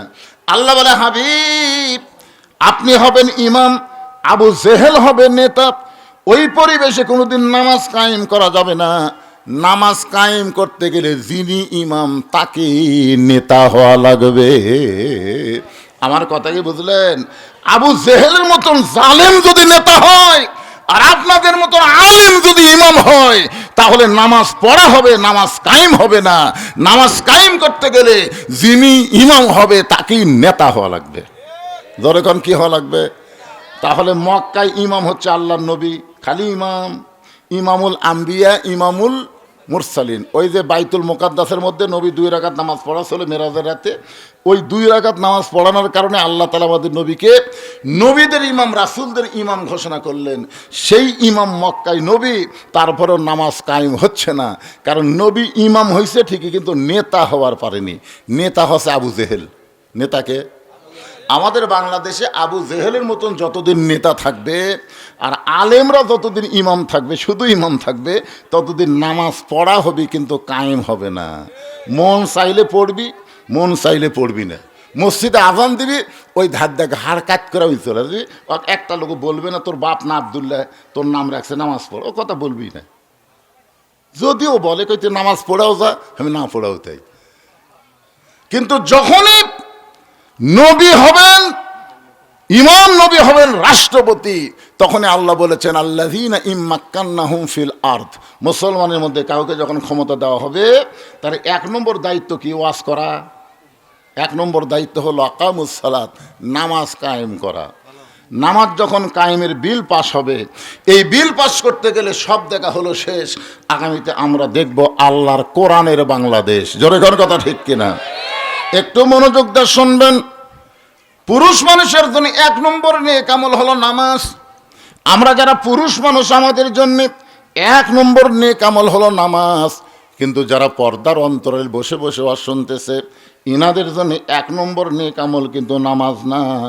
নারীদের জন্য 1 নম্বর নেক আমলের নাম হলো পর্দা। জোরে বলেন নাম কি? আচ্ছা বলেন তো, মেয়েদের পর্দা যদি না থাকে নামাজ হবে, রোজা হবি, হজ হবি, কোন ইবাদতে আল্লাহ কবুল করবে না। মায়েরা শোনেন, পর্দা যদি না থাকে আপনার একটা ইবাদত আল্লাহ কবুল করবে না। কারণ মেয়েদের 1 নম্বর নেক আমলের নাম হলো পর্দা। পর্দা মানার পরে যা করবেন করবে, পর্দা ছাড়া করলে হবে না। পর্দার মধ্যে থাকাই করা লাগবে। পর্দা মেয়েদের জন্য মানা সুন্নত না নফল? এটা কি ফরজ? ফরজে কিফায়া না ফরজে আইন? ফরজে কিফায়া হলো দাদির গাঁত বোরকা আছে, নাতনির গাঁত নেই, এটা হলো ফরজে কিফায়া। দাদি বুড়ি হচ্ছে তো এখন বোরকা ফড়াই লাগবে। ফরজে কিফায়া হলো মরার পরে 5 কাপড় চাদর দিয়ে খাটনি ঢাকা, বাঁচা থাকতে যা করছে করছে। ফরজে কিফায়া মরার পরে শুরু হয়ে গেছে। এখন 5 কাপড় দিয়ে চাদর দিয়ে খাটনি ঢাকা থছে। ফেরেশতা এসে ঘুরতেছে আর বলতেছে, আল্লাহ এই জামালপুরের এই মেয়া যখন জীবিত আসলো পাড়ার সবাই দেখছে, আল্লাহ মরার পরে 5 কাপড় দিয়ে আবার চাদর দিয়ে খাটনি ঢাকলো, কারণ কি? আল্লাহ বলে, এটা বাংলাদেশ রে, ওই দেশে পর্দা হলো ফরজে কিফায়া রে, মরার পরে মানে রে, বাঁচতে মানে না রে। তা আপনারা কোন পর্দা কি ফরজে কিফায়া? একটু খেয়াল করুন, ফরজে আইন হচ্ছে কি, এটা কখন থেকে পর্দা? আল্লাহ কোরআনে বলেন, ওয়াকরনা ফি বুয়ুতিকুন্না ওয়ালা তাবাররুজনা তাবাররুজাল জাহিলিয়াতিল উলা। আমার মায়েরা যারা পর্দার অন্তরে একটু মনোযোগ দিয়ে শোনেন। এতক্ষণ পুরুষ মানুষের জন্য নামাজের ওয়াজ করলাম, মা কয়টা মিনিট একটু আপনাদের পর্দার ওয়াজ করি। কারণ মেয়েরা যদি ভালো না হয় আমাদের বাংলাদেশের ভবিষ্যৎ ভালো হবে না। আমি দেখছি আজ থেকে 20 বছর আগে কোনো মেয়ে মানুষ সিজার করেনি, আজ থেকে 20 বছর আগে সিজার করেনি। আর এখন এই সিজার আসার পরে থেকে কি যে হলো, একটা ভ্যানালার বউ পর্যন্ত সিজার। এই মানুষ মাইক আবার বম বম করতেছে রে, ভালোই ছিল, বম বম করে কেন? একটা ভ্যানালার বউ পর্যন্ত সিজার করতেছে। আপনার বলেন তো, আমাদের বউগুড়াতে যে সিজার করে, মেয়ে মানুষের সিজার কি মেয়ে ডাক্তারি করে? কি মনে হয়? একটা পুরুষ মানুষ একটা মেয়ে মানুষের পেট ফুট লাড়িয়া কাটতিছে, এটা কি পর্দার খিলাফ হচ্ছে না? একজন পর্দানিশী নারী বলবে, দরকার হলে মরে যাব, কিন্তু পর পুরুষের কাছে আমি সিজার করব না। আল্লাহকে তো মরা লাগবে না, তোর বাচ্চা নর্মালি হবি। ধরেখন কথা ঠিক কিনা? আমি খোঁজলা দেখছি, বাংলাদেশের বড় ডাক্তারের বইয়ের সিজার লাগে না। যারা বড় বড় ডাক্তার এরা বউরে সিজার করে না, কারণ সিজার করলে বাচ্চারও ক্ষতি, সিজার করলে মায়েরও ক্ষতি। আর একটা জিনিস আমি খোঁজলা দেখছি, মৌলানার বাড়িতে কোনোদিন মিলাদ লাগে না। মৌলানার বাড়িতে মিলাদ লাগে না, এরা পরের বাড়িতে পড়ায়, কিন্তু নিজের বাড়িতে হয় না। আর একটা জিনিস আমি খেয়াল করে দেখছি, পীরের বউ কোনোদিন মুরিদ হয় না। কারণ পীরের বউ জানে আমার পীর মাঝে মধ্যে মুরিদের বইয়ের দিকে চোখ মারে, এ লুচ্চার হাতে কে মুরিদ হবে রে। এই 3টা জিনিস আপনারাও খেয়াল করে দেখবেন। 1 নম্বর হলো বড় ডাক্তারের বইয়ের সিজার লাগে না, 2 নম্বর হলো মৌলবীর বাড়িতে মিলাদ লাগে না, আর পীরের বউ মুরিদ হয় না। আমার মায়েদের জন্য বলতেছে, মা শোনেন, গভীর রাত্রে খাদিজাতুল কুবরা নবীর ডান হাত কানা বুকের মধ্যে নিয়ে ফোঁপায় ফোঁপায় কাঁদতেছে। আল্লাহ নবী ঘুম থেকে চেতন পাইছে। চেতন পাওয়ার পরে বলে, খাদিজা আপনি এমন করে কেন কাঁদতেছেন? খাদিজা বলে, রাসূলুল্লাহ যে কোনো সময় আমার মৃত্যু হবে। এটা কিন্তু প্রত্যেকটা মুসলমানেরই চিন্তা করা দরকার, যে কোনো সময়। একেবারে আপনাকে কখন মৃত্যু হবে? মাইকের সাউন্ডকে শোনা যাচ্ছে তো হুহা করেন না কেন? আমাদের সকলের মৃত্যু হবে যে কোনো সময়। এখানে একজন মানুষ দাঁড়ায় বলেন, হুজুর আমার বাড়ি সব চাইতে কাছে, আমি বাড়ি যাবার পারবই। দেখি একজন দাঁড়ান তো দেখি, এত কাছে আপনার বাড়ি, সেই বাড়ি যাওয়ার মতন শক্তি যদি আপনার ভিতরে না থাকে, তাহলে এত মশান মারতেছেন কেন? এত মশান, হ্যাঁ কি মশান? খালি এই কি দেখেন ভাই? কয় 6 তলার ভিত দিছি হুজুর, 3 তলা হসে হুজুর, রড বার করে থুছি, দেখতেছি হুজুর। 2 কান্দের 2 ফেরেশতা বলে, পাগলা উপর দিকে দেখিস না, অত মশান মারিস না, নিচের দিকে তাকা, নিচের দিকে তাকা। তোর বাড়ি 6 তলা না, তোর বাড়ি হলো নিচ তালা। ধরে কোন তালা? 1 তালাও না, 1 তালাও না, নিচ তালা। এত মশান কেন? খাদিজাতুল কুবরা বলতেছে, রাসূলুল্লাহ যে কোনো সময় আমার মৃত্যু হবে, আমার জন্য কি কোনো খোঁজ খবরই নাই? আমার জন্য কি আল্লাহর পক্ষ থেকে কোনো খোঁজ খবরই নাই? সঙ্গে সঙ্গে নবী খাদিজার কপালে একটা চুমা দে বলেন, খাদিজা ওই আল্লাহর শপথ করে বলতেছি, এই দুনিয়াতে 10 জন পুরুষকে আল্লাহ জান্নাতের সার্টিফিকেট দিয়েছে, এবং 10 জন নারীকেও আল্লাহ জান্নাতের সার্টিফিকেট দিয়েছে। সুবহানাল্লাহ কন্যা কেন? এখন হলো বেসাইজা বাংলাদেশ। বেসাইজা বাংলাদেশ আমরা আর চাই না তো, আমরা আগামীতে সাইজ চাই। জোরে কোন কি চাই? হ্যাঁ, এই জন্যে একটু অন্ধকার হলো আপনাকে ভালো লাগলো না। খাদিজাতুল কুবরা বলে, রাসূল আল্লাহ, যে কোনো সময় আমার মৃত্যু হবে, যে কোনো সময়, আমার জন্য কি কোনো খোঁজ খবরে নাই? আল্লাহ রাসূল বললেন, খাদিজা, আমার সাহাবীদের মধ্যে আল্লাহ 10 জন পুরুষকে জান্নাতের সার্টিফিকেট দিয়েছে, আবার 10 জন নারীকেও জান্নাতের সার্টিফিকেট দিয়েছে। 10 জনকে আল্লাহ জান্নাতের সার্টিফিকেট দিয়েছে বলে মনে করেন না যে 10 জনই জান্নাতি, তা কিন্তু না। আল্লাহ কোরআনে বলেছেন, রাদিয়াল্লাহু আনহুম ওয়ারাদু আন যালিকা লিমান খাশিয়া রাব্বাহ। আল্লাহ নবীর সাহাবী যারা বিনা হিসাবে জান্নাতি, তারা, জোরে কোন সুবহানাল্লাহ, সবাই জান্নাতি, সবাই। কিন্তু এই 10 জনকে আল্লাহ তাআলা বিশেষ সার্টিফিকেট দিয়েছে। পুরুষের মধ্যে 1 নম্বর হলো আবু বকর সিদ্দিক, 2 নম্বর হযরত ওমর, 3 নম্বর ওসমান, 4 নম্বর আলী, 5 নম্বর আব্দুর রহমান ইবনে আউফ, 6 নম্বর জুবাইর, 7 নম্বর তালহা, 8 নম্বর সাদ ইবনে আবি ওয়াক্কাস, 9 নম্বর আবু সাইদ, আর 10 নম্বর হলো উবাদা ইবনুল জাররাহ। এ 10 জনই হলেন আশারে মুবাশশারা। সুবহানাল্লাহ বললেন না? তাবলিগে দিন কিতাবের মধ্যে ইমাম গাজ্জালি উল্লেখ করেছেন, এই 10টা সাহাবীর নাম অনায়াসে সবসময় যারা মুখস্থ বলবার পারে, মুখস্থ বলতে বলতে সাহাবীদের প্রতি তাদের একটা মহব্বত হবে। ওই লোকটা যখন মৃত্যুর বিছানায় পড়ে যাবে, এই 10টা সাহাবীর রুহানি তাওয়াজ্জুহ আল্লাহ তার প্রতি নাজিল করে তার জবানে ঈমানের কলেমা জারি করে দিবে। এই যে আয়াত আছে, ইয়া আইয়ুহাল্লাযীনা আমানুত্তাকুল্লাহা ওয়া কুনু মা'আস সাদিকিন, সত্যবাদীদের সাথী হবার গেলে সত্যবাদীদের নাম মুখস্থ রাখার দরকার আছে না নাই? কথা কোন আছে না নাই? নবীর তো অনেক সাহাবী, কিন্তু তার মধ্যে 10 জনকে আল্লাহ বিশেষভাবে একের সার্টিফিকেট দিয়ে দিছে। এই 10টার নাম মনে রাখার দরকার আছে না নাই? আল্লাহ রাসূল বললেন, খাদিজা, পুরুষের মধ্যে 1 নম্বর জান্নাতে হলেন আবু বকর, আর নারীদের মধ্যে 1 নম্বর জান্নাতে হলেন খাদিজাতুল কুবরা। যেই মাত্র নবী বলেছেন নারীদের মধ্যে 1 নম্বর জান্নাতে হলো খাদিজাতুল কুবরা, সঙ্গে সঙ্গে খাদিজা মুস্কি মুস্কি হাসতেছে। আল্লাহ রাসূল খাদিজার কপালে চুম্বন দিয়ে বলে, খাদিজার হাঁটুর সঙ্গে হাঁটু লাগায় বলে, খাদিজা, এই মুহূর্তে আমি আর নবী নাই, এই মুহূর্তে আমি স্বামী হয়ে আপনার কাছে জানতে চাই, পুরুষের মধ্যে 2 নম্বর জান্নাতি হলো ওমর হয়, তাহলে নারীদের মধ্যে 2 নম্বর জান্নাতি কে হলে ভালো হয়? খাদিজা বলতেছে, রাসূলুল্লাহ, আমি বলতে পারবো না, আল্লাহ এবং আল্লাহ রাসূল ভালো জানি। সুবহানাল্লাহ না কেন?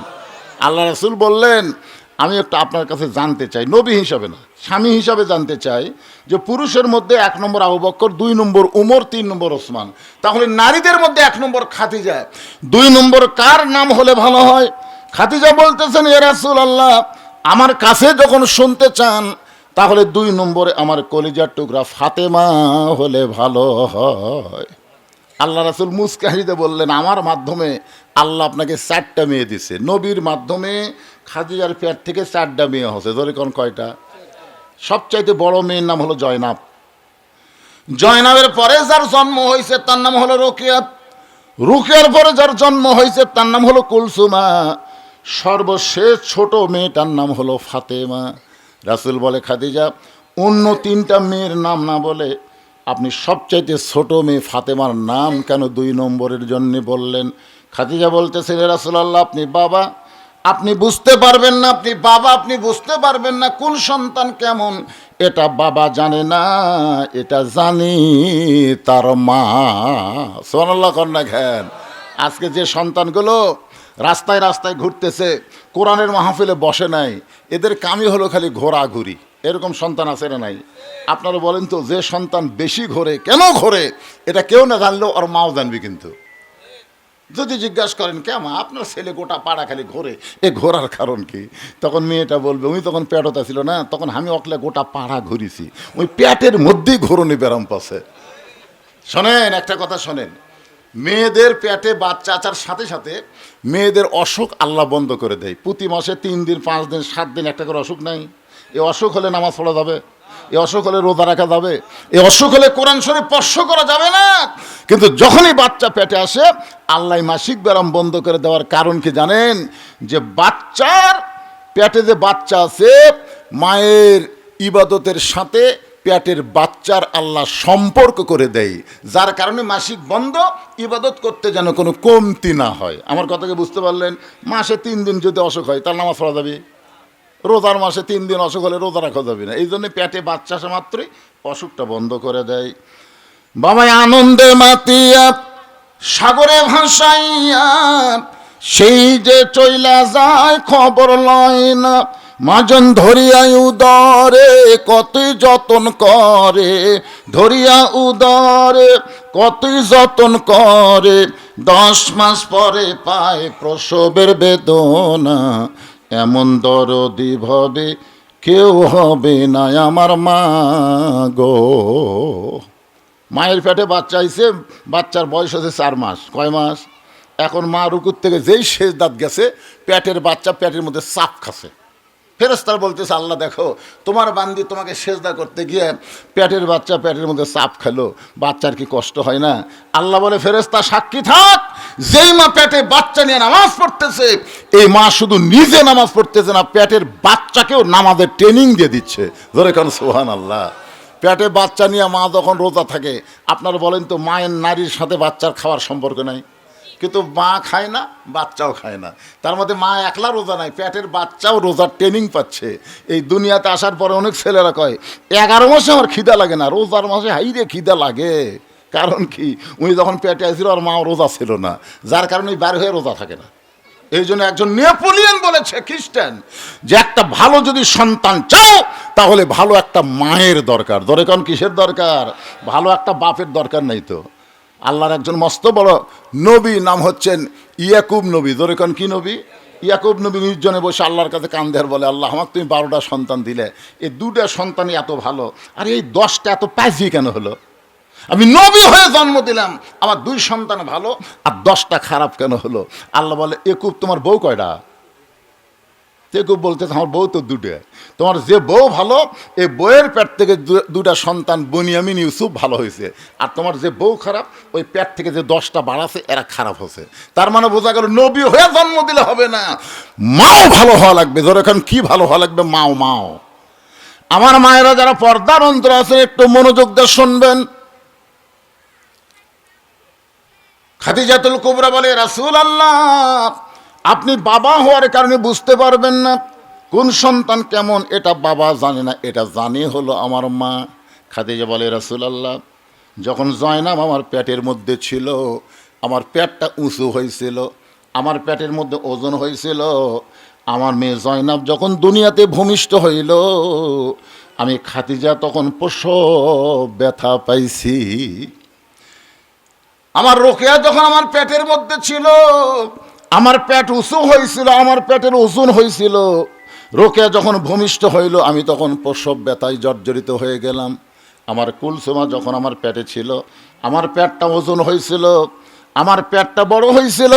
এই কুলসুমা যখন ভূমিষ্ঠ হইল, তখন আমার রক্ত পর্যন্ত ঝরল, আমি প্রসব ব্যথায় ভুগলাম। কিন্তু আল্লাহর শপথ করে বলতেছি, আমার ফাতেমা যখন পেটের মধ্যে ছিল, আমার পেটটা উঁচু হয়েছিল, কিন্তু ফাতেমার ওজন আমি বুঝতে পারি নাই। এই ফাতেমা যখন ভূমিষ্ঠ হইল, আমার কোনো প্রসব ব্যথা হয়নি। আমি তাকায় দেখি আমার কলিজার টুকরা ফাতেমা তার 2টা হাত দিয়া তার ইজ্জত ঢেকে দুনিয়াতে চলে আইছে। আমি মা হইয়াও কোনোদিন তার ইজ্জত পর্যন্ত দেখতে পাইনি। আমি সেই দিন থেকে বুঝতে পেরেছি, আমার মেয়ে ফাতেমা সাধারণ কোনো মেয়ে না। আল্লাহ যখন আমাকে 1 নম্বরে রাখছে, আমার ফাতেমাকে আল্লাহ যেন উমরের মতন 2 নম্বরে রাখে। পুরুষের মধ্যে 2 নম্বর উমর, মেয়েদের মধ্যে 2 নম্বর যেন ফাতেমা হয়।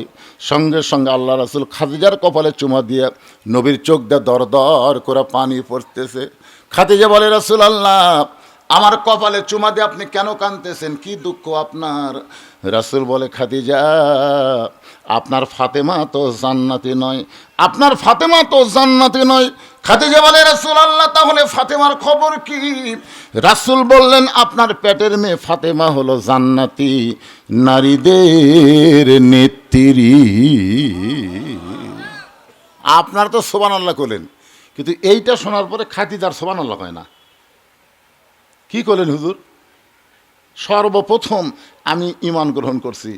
সর্বপ্রথম আপনাকে নবী বলে স্বীকার কে করছে? এই দুনিয়ার কেউ যখন আপনাকে নবী বলে স্বীকার করে নাই, সর্বপ্রথম আমি খাদিজা আপনাকে নবী বলে স্বীকার করছি। যত সম্পদ ছিল সব আল্লাহ দিয়ে দিছি। ইসলামের জন্য আমি কি করিনি? আর আল্লাহ আমাকে বাদ দিয়ে আমার পেটের মেয়ে ফাতেমাকে নেত্রী বানালো। নেত্রী আমাকে বানানো যায় না? মানে নেত্রী হওয়ার জন্য সবাই আশা করে, ধরে কোন ঠিক কিনা। এই যে একজন নেত্রী আছিল, আর এক নেত্রী জেলের মধ্যে ঢুকালো, অন্যায়। এতিমের মাল বলে ভোগ করছে, এতিমের মাল ভোগ করবি, যাই এতিম লালন পালন করছে। তারেক যে আরাফাত, এরা কি এতিম ছিল না? যে এতিম লালন পালন করছে, তাই বলে এতিমের মাল ভোগ করবি। সমস্ত টাকা ব্যাংকত আছে, 2 কোটি, এখন 12 কোটি হয়ে গেছে।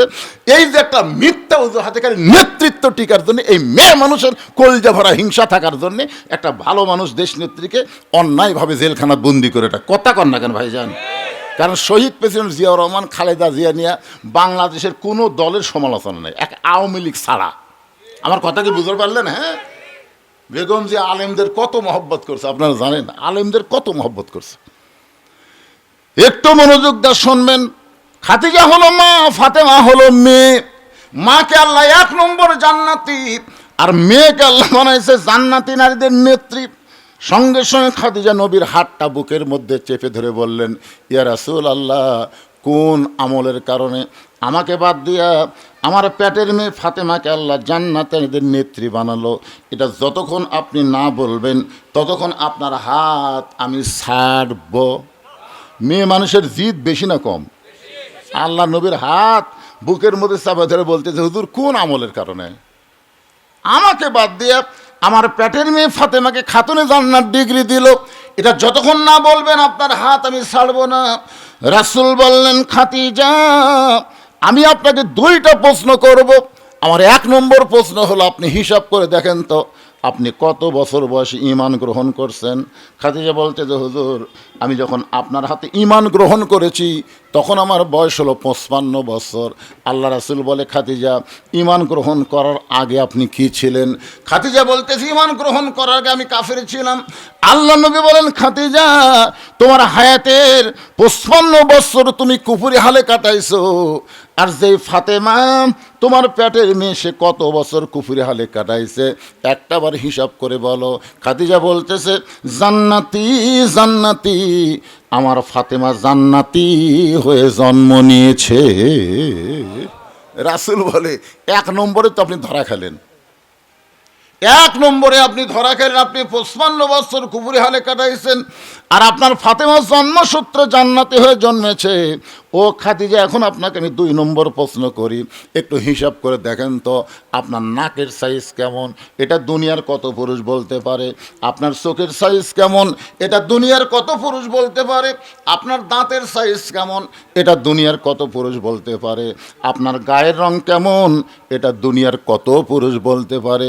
খাদিজা বলে, রাসূলুল্লাহ, 40 বছর বয়সে যখন আপনাকে স্বামী বলে স্বীকার করলাম, ওই সময় মক্কার সবচাইতে ধনবতী রমণী আমি ছিলাম। এই ধনবতী হওয়ার পেছনে কারণ হলো আমার অনেকগুলো ব্যবসা ছিল। এই ব্যবসা চালাইতে গিয়ে হাজার হাজার পুরুষের সঙ্গে আমার লেনদেন হয়েছে। পুরুষের সঙ্গে কাজ কারবার করার কারণে অনেক পুরুষ খাদিজার নাকের সাইজ কেমন বলতে পারে, অনেক পুরুষ খাদিজার চোখের সাইজ কেমন বলতে পারে, অনেক পুরুষ খাদিজার মুখের সাইজ কেমন বলতে পারে, অনেক পুরুষ খাদিজার গায়ের রং কেমন বলতে পারে। রাসূল বলে, খাদিজা, এখন আপনি বলেন তো আপনার পেটের মেয়ে ফাতেমার নাকের সাইজ কেমন, মুখের সাইজ কেমন, গায়ের রং কেমন? এটা দুনিয়ার কত পুরুষ বলতে পারে? খাদিজা বলতে যে, পর্দানিশী আমার ফাতেমা পর্দার ভিতরে জন্ম নিয়েছে। আল্লাহ রাসূল বলে, খাদিজা, আপনি মা হয়ে শুধু বলতে পারবেন ফাতেমা পর্দার মধ্যে জন্ম নিয়েছে, কিন্তু আমি বাবা নবী হয়ে বলতেছি ফাতেমা শুধু পর্দার মধ্যে জন্ম নেয় নাই, ফাতেমা পর্দার মধ্যে বড় হবে। এমনকি শেষে ফাতেমা পর্দার ভিতরে এই দুনিয়া থেকে বিদায় নিবে। গভীর রাত্রে হযরত আলীর বুকের মধ্যে মাথা দিয়ে নবীজির কলিজার টুকরা ফাতেমা কাঁদতেছে। হযরত আলী চমকে বলে, ফাতেমা আজকে হঠাৎ গভীর রাত্রে এমন করে আপনি কাঁদেন কেন? ফাতেমা বলে, স্বামী গো, আপনি কি জানেন আল্লাহ তাআলা আমার দোয়া কবুল করছে? যেই মাত্র কইছে আল্লাহ আমার দোয়া কবুল করছে, আলী মুস্কি মুস্কি হেসে বলে, পাগলি রে, আল্লাহ যদি দোয়া কবুল করে তাহলে আনন্দ করো, কান্দ কেন? ফাতেমা বলে, স্বামী কি দোয়া আল্লাহ কবুল করছে এটাকে আপনি শুনবেন না? আলী বলে, কি দোয়া আল্লাহ কবুল করলো? ফাতেমা বলতেছে, আমি সব সময় আল্লাহর কাছে বলতাম, আল্লাহ আমাকে পর্দার মধ্যে মৃত্যু দিও। আমি জানতে পারলাম আল্লাহ আমার দোয়া কবুল করে আমাকে পর্দার মধ্যে মৃত্যু দিবে। আলী মুস্কি মুস্কি হাসের বলে, পাগলি রে, যে সারা জীবন পর্দার মধ্যে থাকছে, আল্লাহ তাকে পর্দার মধ্যে মৃত্যু দিবে, এতে আনন্দ হওয়ার কথা, কান্দ কেন? ফাতেমা বলে, স্বামী সেই মৃত্যুটা কবে হবে এইটা কি আপনি শুনবেন না? আলী বলে, ফাতেমা দুনিয়ার কোনো মানুষ মৃত্যুর কথা বলতে পারে না, কে কখন মরবে এটা কেউ জানে না। ফাতেমা বলে, আল্লাহ পাক আমারে জানাইছে আজকে গভীর রাত্রে আমার মৃত্যু হবে। যেই মাত্র কইছে আল্লাহ পাক আমারে জানাইছে আজকে গভীর রাত্রে আমার মৃত্যু হবে, গাছের গোড়া কাটলে গাছটা যেমন পড়ে যায়, হযরত আলী তেমনি পড়ে গেলেন ঘরের মাঝায়। ফাতেমা চোখের পানি মুছে মুসকি মুসকি হেসে ওই স্বামীর মাথাটা উরাতের ওপরে নিয়ে কপালে একটা চুমা দিয়ে বলে, স্বামী গো, এমন করে আপনি কাঁদবেন না, কারণ আমার বাবার মুখে আমি শুনেছি আপনি হলেন আসাদুল্লাহিল গালিব। আমার বাবার মুখে শুনেছি আনা মাদিনাতুল ইলমি ওয়া আলী ও বাবুহা। আমার বাবা আল্লাহ নবী বলেছেন পৃথিবীর শ্রেষ্ঠ বীরের নাম হলো হযরত আলী, আর পৃথিবীর শ্রেষ্ঠ জ্ঞানী হলেন হযরত আলী। জোরে কান সুবহানাল্লাহ। গোটা পৃথিবীর মধ্যে কিয়ামত পর্যন্ত হযরত আলীর মতন বীরের আর জন্ম হবে না। কিয়ামত পর্যন্ত হযরত আলীর মতন কোনো জ্ঞানী আর জন্ম নিবে। আল্লাহ রাসূল যখন মদিনার প্রেসিডেন্ট ছিলেন ওই সময় শিক্ষামন্ত্রী ছিলেন হযরত আলী। জোরে কোন সুবহানাল্লাহ। আবু বকর রাদিয়াল্লাহু যখন মদিনার খলিফা ছিলেন ওই সময় শিক্ষামন্ত্রী হলেন হযরত আলী। ওমর ফারুক যখন মদিনার খলিফা ছিলেন ওই সময় শিক্ষামন্ত্রী হলেন হযরত আলী। ওসমান গনি যখন মদিনার খলিফা ছিলেন ওই সময় শিক্ষামন্ত্রী হলেন হযরত আলী। খলিফা পাল্টায় কিন্তু শিক্ষামন্ত্রী পাল্টায় না। কি বুঝলেন? শিক্ষামন্ত্রী যদি সঠিক ব্যক্তিকে দেওয়া হয় তাহলে প্রাইমারির জন্য ভিক্ষা করা লাগতে পারে 90% মুসলমানের দেশে, ইবতেদায়ী হাফেজে মাদ্রাসার জন্য ভিক্ষা করা লাগবে না। কারণ রাসূল বলেছেন খায়রুকুম মান তাআল্লামাল কুরআনা ওয়া আল্লামাহ। ওই ব্যক্তির চাইতে দামি সম্মানী কোনো ব্যক্তি নাই যে কোরআন শিখেছে অপরকে কোরআনের শিক্ষা দেয়। আপনাকে এই জামালপুর আশেপাশে প্রাইমারি আছে না নাই? প্রাইমারি নাই? আচ্ছা, জামালপুর আশেপাশে নাই, কোনটিও নাই? সেই প্রাইমারির জন্য কোনোদিন এরকম মানুষের চাওয়া লাগে? আপনারা যে হালখাতা করছেন হালখাতা করা লাগে? মাস গেলে এমনি হেড স্যার বেতন খালি করা টাকা ব্যাংকত থেলিয়ে আসে পারে। তো 90% মুসলমানের দেশে এমন শিক্ষামন্ত্রী আমরা পাইছি যে সংসদে জেনারেল শিক্ষার উপর বাজেট চায়, কোরআনের শিক্ষার উপর কোনো কথা নাই। কথা বলেন না কেন ভাইজান? তো এখন যদি আমরা কোরআন লিয়া সংসদে যাবার চাই তখন সাইড থেকে দুই একটা নেতা চোখ চুলকায় আর গা চুলকায়, হুজুর ফেতরা খায় হুজুর হলেন আর সেই কোরআন লিয়ে উঠে যাবার চান।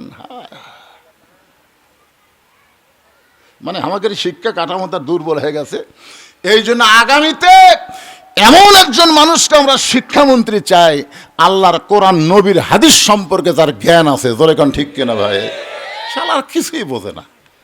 নাস্তিকদের বানায় শিক্ষামন্ত্রী, আকডম বাগডম ঘোলাডম সাজে ঢাক ঢোলক ঝাঁঝর বাজে, বাঁচতে বাঁচতে চললো ঢুলি, ঢুলি গেল কমলা ফুলি। আপনারা বলেন তো এর মধ্যে একটা কথা সত্যি আছে? কথা কন না কেন? আইরে আই টিয়ে নাই ভরা দিয়ে নালে গেল বোয়াল মাছে তাই না থেকে ভোদর নাচে, এটা কি? এইগুলা মিথ্যা শিক্ষা দিয়ে মাস গেলে 50,000 টাকা বেতন খালি গুনে নেয়। আর জালিকাল কিতাবুল আরাইফা বিহুদাল লিল মুত্তাকিন, আল্লাহর কোরআন শিক্ষা দিয়ে 3 মাস হলে বেতন বাকি, চাইলে কেশিয়ার খালি গরম দেখায়। হুজুর আপনারা আলিম মানুষ, ইন্নাল্লাহা মা'আস সাবিরিন, ধৈর্য ধরবেন হুজুর, ধৈর্যশীলদের সঙ্গে আল্লাহ আছে হুজুর। মনে হয় মৌলবীদের জন্য বাজার আলাদা। একই বাজারে প্রাইমারি মাস্টার হাট করে, এই মাদ্রাসার মুহতামিম বাজার করে, সব জিনিসের দাম একই। তোর 50 তোমার যে 6, তাহলে চলবি কীভাবে ভাই? ঠিক আছে, মানুষ সব আরেকটু নামে দাও, আরেকটু নামে। হোসেন ভাই এলা কি নিয়ে আসছেন? স্ট্যান্ড নাই। হোসেন তো নাই, এটি এর স্ট্যান্ডই তো খারাপ। এটা একটা ভালো স্ট্যান্ড দিবে কি? এই আস্তে দেখি শুনি দাও আরেকটা নিচে, আরেকটা নিচে, কোমর ভাঙা স্ট্যান্ড দিলে হয়। আরেকটা নিচে করো, আরেকটা নিচে, আটু নিচু দাও আরেকটা নিচে করো। নড়াচড়া করলে তো মুশকিল পারে। ওটা তো টেপ টিকপি দেয় এটা টেপ দিলে হবে। হাসিলা এটা বাজে যাচ্ছে। না ছেড়ে দাও, ছেড়ে দাও।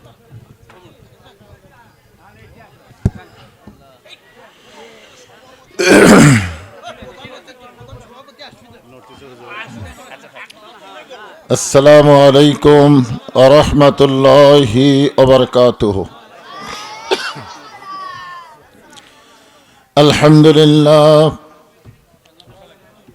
আলহামদুলিল্লাহ নাহমাদুহু ওয়া নাস্তাঈনুহু ওয়া নাস্তাগফিরুহু ওয়া নু'মিনু বিহি ওয়া নাতাওয়াক্কালু আলাইহি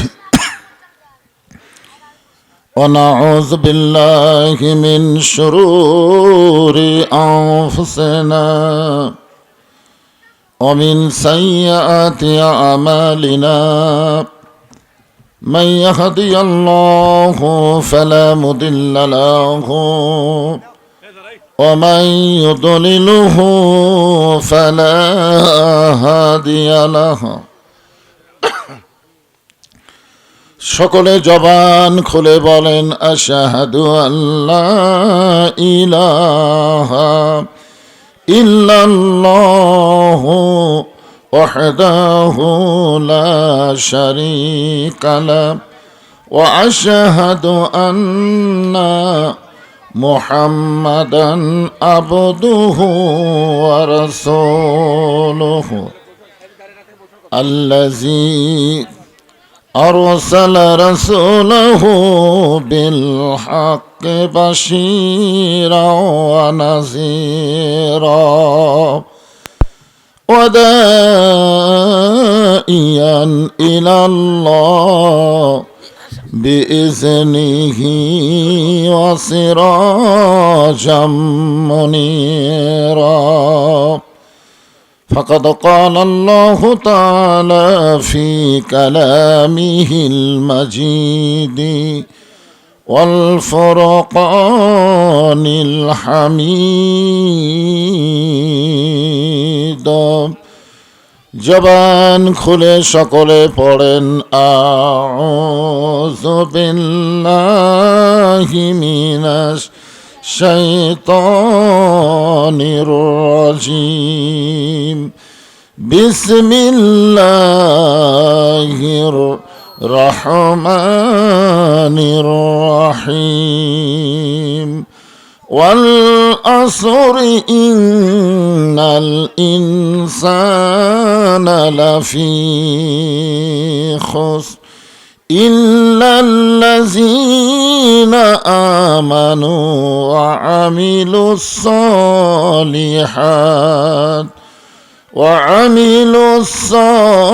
الصالحات وتواصوا بالحق وتواصوا بالصبر إن الله وملائكته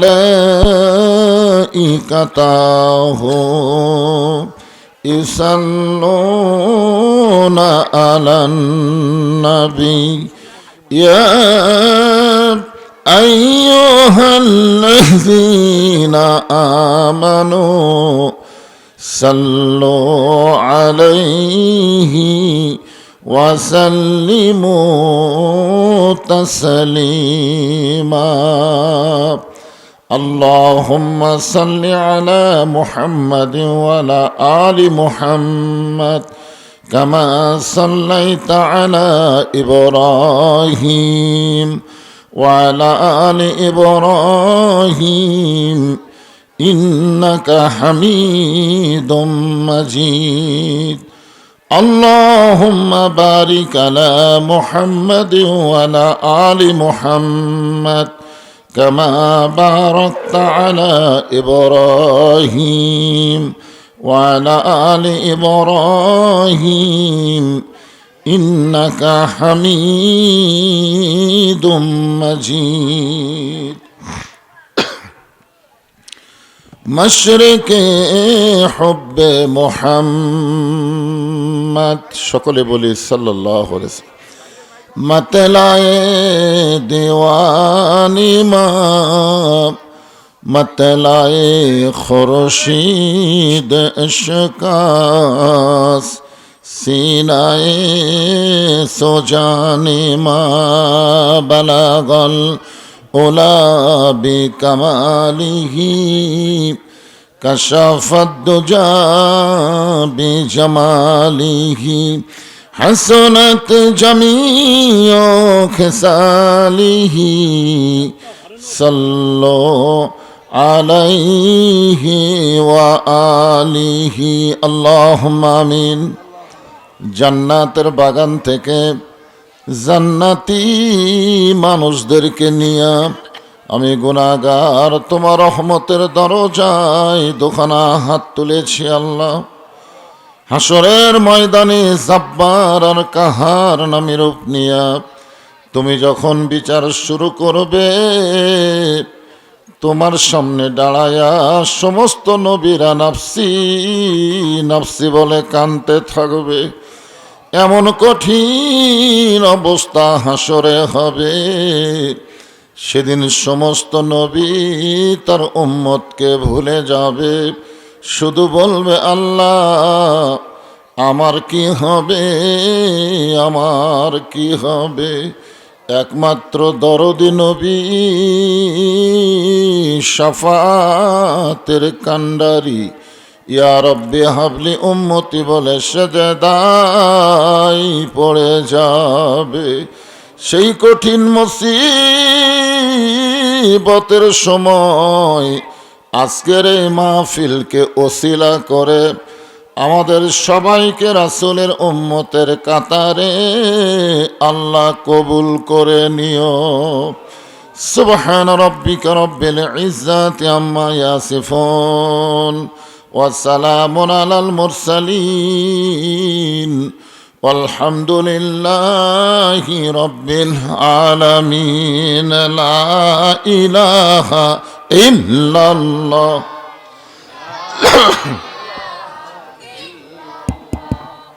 لا إله إلا الله لا إله إلا الله لا إله إلا الله لا إله إلا الله لا إله إلا الله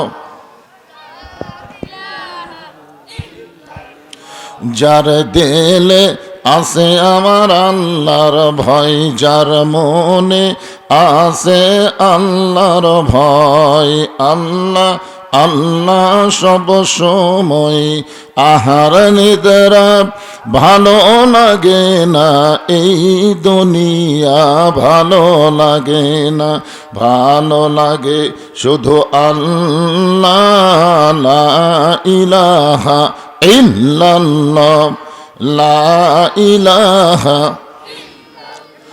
মহব্বত আল্লাহর জিকির সকলেই করেন লা ইলাহা ইল্লাল্লাহ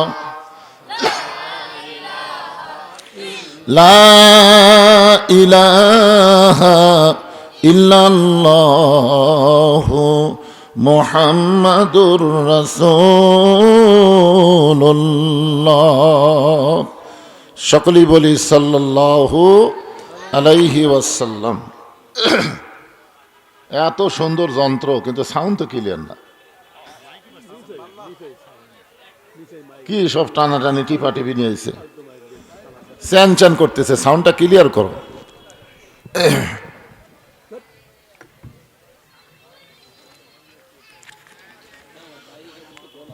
জামালপুর ইবতিদায়ী নুরানি হাফিজ মাদ্রাসা কমিটি কর্তৃক আয়োজিত আজকের এই সান্ধ্যকালীন তাফসিরুল কোরআন মাহফিল আল্লাহ তাআলা যিনাকে সম্মানিত সভাপতির আসনে কবুল করেছেন জনাব গোলাম রব্বানী, আজকের এই মাহফিলের সম্মানিত সহসভাপতিবৃন্দ, সম্মানিত প্রধান অতিথি আলহাজ মোহাম্মদ বেলাত হোসেন, সম্মানিত বিশেষ অতিথিবৃন্দ, সম্মানিত সুধীজন, সম্মানিত ওলামায়ে কেরাম, আজকের এই মাহফিলে আমার সামনে আপনাদের মাঝে মাঝে যে সমস্ত আলেম ওলামা বসে আছেন, মঞ্চে আছেন, আমার আগে যিনারা কোরআন হাদিসের আলোকে অত্যন্ত গুরুত্বপূর্ণ আলোচনা করে আপনাদেরকে শোনাইছেন, আলেম ওলামা সহ আজকের মাহফিলের বক্তাগণকে অন্তরের অন্তঃস্থল থেকে আমি শুভেচ্ছা জ্ঞাপন করছি। এই মুহূর্তে আমার সামনে যারা বসে আছেন, কঠিন শীতকে উপেক্ষা করে আজকের এই জান্নাতের বাগানে আল্লাহ যিনাদেরকে কবুল করেছেন, সকলে বলেন আমিন। আপনারা ইচ্ছা করলে এখানে আসতে পারবেন না যদি আল্লাহ না চায়, ঠিক কিনা বলেন? আল্লাহ কোরআন কারীমে ইরশাদ করেন, মা সাবাকা মিন হাসানাতিন ফামিন আল্লাহ। বান্দা বান্দির দ্বারা যখন কোনো ভালো কাজ হয়, এ কাজ বান্দা বান্দি করে না, বরং আল্লাহ করায়। আপনার বলেন তো, এই কোরআন কারীমের মাহফিলে বসা ভালো কাজ না খারাপ কাজ? তাহলে এই ভালো কাজ কে করালেন? যে আল্লাহ দয়া করে, রহম করে, মেহেরবানি করে আজকের এই জান্নাতের বাগানে আমার সামনে আপনাদের কবুল করেছেন। আমি আমার অন্তরের অন্তঃস্থল থেকে আপনাদের সবাইকে শুভেচ্ছা জ্ঞাপন করছি। সম্মানিত মা বোনেরা, পর্দার অন্তরালে বসে বসে যারা আলোচনা শুনতেছেন, তাদেরকে শ্রদ্ধা জ্ঞাপন করে এই মুহূর্তে জানতে চাচ্ছি আপনারা সকলে কেমন আছেন? আলহামদুলিল্লাহ রাব্বিল আলামিন। যে আল্লাহ শারীরিক সুস্থতা, মানসিক প্রশান্তি দান করে আজকের এই জান্নাতের টুকরার মধ্যে কবুল করলেন, আমরা সে আল্লাহর উপরে খুশি না বেজার? তাহলে জবান খুলে সমস্বরে সকলে বলবো, রব্বানা লাকাল হামদ হামদান কাসীরান তাইয়িবান মুবারাকান ফীহি। আপনারা দেখেন, খেয়াল করে, ছোট ছোট বাচ্চাদের সাউন্ড কিন্তু জোরে শোনা যাচ্ছে, ঠিক না? কারণ কি? রক্তের স্পিড নাই এদের। টুটির মধ্যে, এদের এখানে একটা টুটি আছে, টুটির মধ্যে শয়তান নাই। জোরে কোন কি নাই? এই শয়তান যখন না থাকে তখন তাদের জবানগুলো খুব সুন্দর করে আল্লাহ প্রকাশ করে দেয়। আর আমাদের টুটির মধ্যে, গুটির মধ্যে শয়তান বসে আছে, তো এই জন্য ভালো কথা আমাদের জবান দিয়ে খুব ভালোভাবে প্রকাশ হয় না। আপনারা বলেন তো, আল্লাহর প্রশংসা করা এটা কি আল্লাহর লাভ না বান্দার লাভ? আল্লাহর কোনোই লাভ নাই। আপনার যদি আমার প্রশংসা করেন, আমার দাওয়াত বাড়ে দেবে, কিন্তু আপনাদের কোনো লাভ হবে না। কোনো নেতার প্রশংসা করেন, সামনে ইলেকশনে ভোট বেশি পাবে, কিন্তু আপনাদের কোনোই লাভ নাই। কোনো ডাক্তারের প্রশংসা করেন, ডাক্তার রুগী বেড়ে যাবে, কিন্তু আপনি যে প্রশংসা করলেন আপনার কোনোই লাভ হলো না। কেবলমাত্র আল্লাহর প্রশংসা করলে আল্লাহর কোনোই লাভ নাই, বরং যারা প্রশংসা করবে আল্লাহ তাদের প্রতি এত খুশি হয়, আসমান এবং জমিনের ফাঁকা জায়গাটুকু আল্লাহ নেকি দিয়ে পরিপূর্ণ করে দেয়। এই দেখেন, আপনার যে সুবহানাল্লাহ কইলেন, এই সুবহানাল্লাহ বললে কি লাভ? বসে আছেন জামালপুরের মাহফিলে, আর আপনার জন্য আল্লাহ গাছ লাগাই দিল জান্নাতের বাগানে। কোন জায়গায় বসে আছেন আর গাছ লাগলো কোথায়? সেই গাছটাকে ছোট মোটো কোনো গাছ না, একটা তেজস্বী ঘোড়া দ্রুত গতিতে দৌড় দিলে ওই গাছের ছায়া অতিক্রম করতে 500 বছর লাগবে। যতবার সুবহানাল্লাহ বলবেন ততবারই একটা করে গাছ আল্লাহ তাআলা আপনার নামে জান্নাতে লাগাই দিবে। ইমাম গাজ্জালী রহমতুল্লাহ আলাইহি সুবহানাল্লাহ এরকম হয় কেন রে বা, কি হলো রে? ইমাম গাজ্জালী রহমতুল্লাহ আলাইহি সুবহানাল্লাহর ব্যাখ্যা করতে গিয়ে বলেন যে সুবহানাল্লাহ বলা বান্দা বান্দি কোনো সময় যদি নেকি আর পাপ ওজন করার কারণে জাহান্নামী হয়ে যায়, জোরে কোন কি হয়ে যায়? জাহান্নামী হয়ে যায়, তখন এই সুবহানাল্লাহ গাছের ওসিলাই আল্লাহ তাকে আবার জান্নাতে ফিরিয়ে দিবে। আল্লাহ রাসূল বলেন 3টা তসবিহ, খুব খেয়াল করে শুনবেন, 3টা তসবিহ অনায়াসে কারো জবান থেকে যদি বের হয়ে যায়, সে যত বড়ই পাপী হোক না কেন, মৃত্যুর সময় আল্লাহ তার জবানে ঈমানের কলেমা জারি করে দেয়। আল্লাহ রাসূল বলেন, কোন ব্যক্তি যদি সারা জীবন পাপ করে আর মৃত্যুর সময় কলেমাতুত তাইয়্যিবা লা ইলাহা ইল্লাল্লাহ যদি তার জবানে জারি থাকে, শুধুমাত্র জবানে কলেমা জারি থাকার কারণে আল্লাহ তার জীবনের সমস্ত গুনাহ মাফ করে দেয়। এই জন্য সুবহানাল্লাহ, আলহামদুলিল্লাহ, আল্লাহু আকবার, এই তিনটা তাসবিহ বলার সময় আমরা কৃপণতা করব না। আমরা আল্লাহর প্রশংসা করতেছি এই কারণেই যে আল্লাহ তাআলা আমাদেরকে জন্মগতভাবে মুসলমানের ঘরে কবুল করেছেন। দুনিয়াতে বহু জাতের মানুষ বসবাস করে, বহু জাত, কিন্তু কোন জাতি আল্লাহর কাছে পছন্দ নয়, একটাই মাত্র জাত, ইন্নাদ দীনা ইনদাল্লাহিল ইসলাম। আল্লাহর কাছে মনোনীত জীবন বিধান ধর্মের নাম কি? ইসলাম।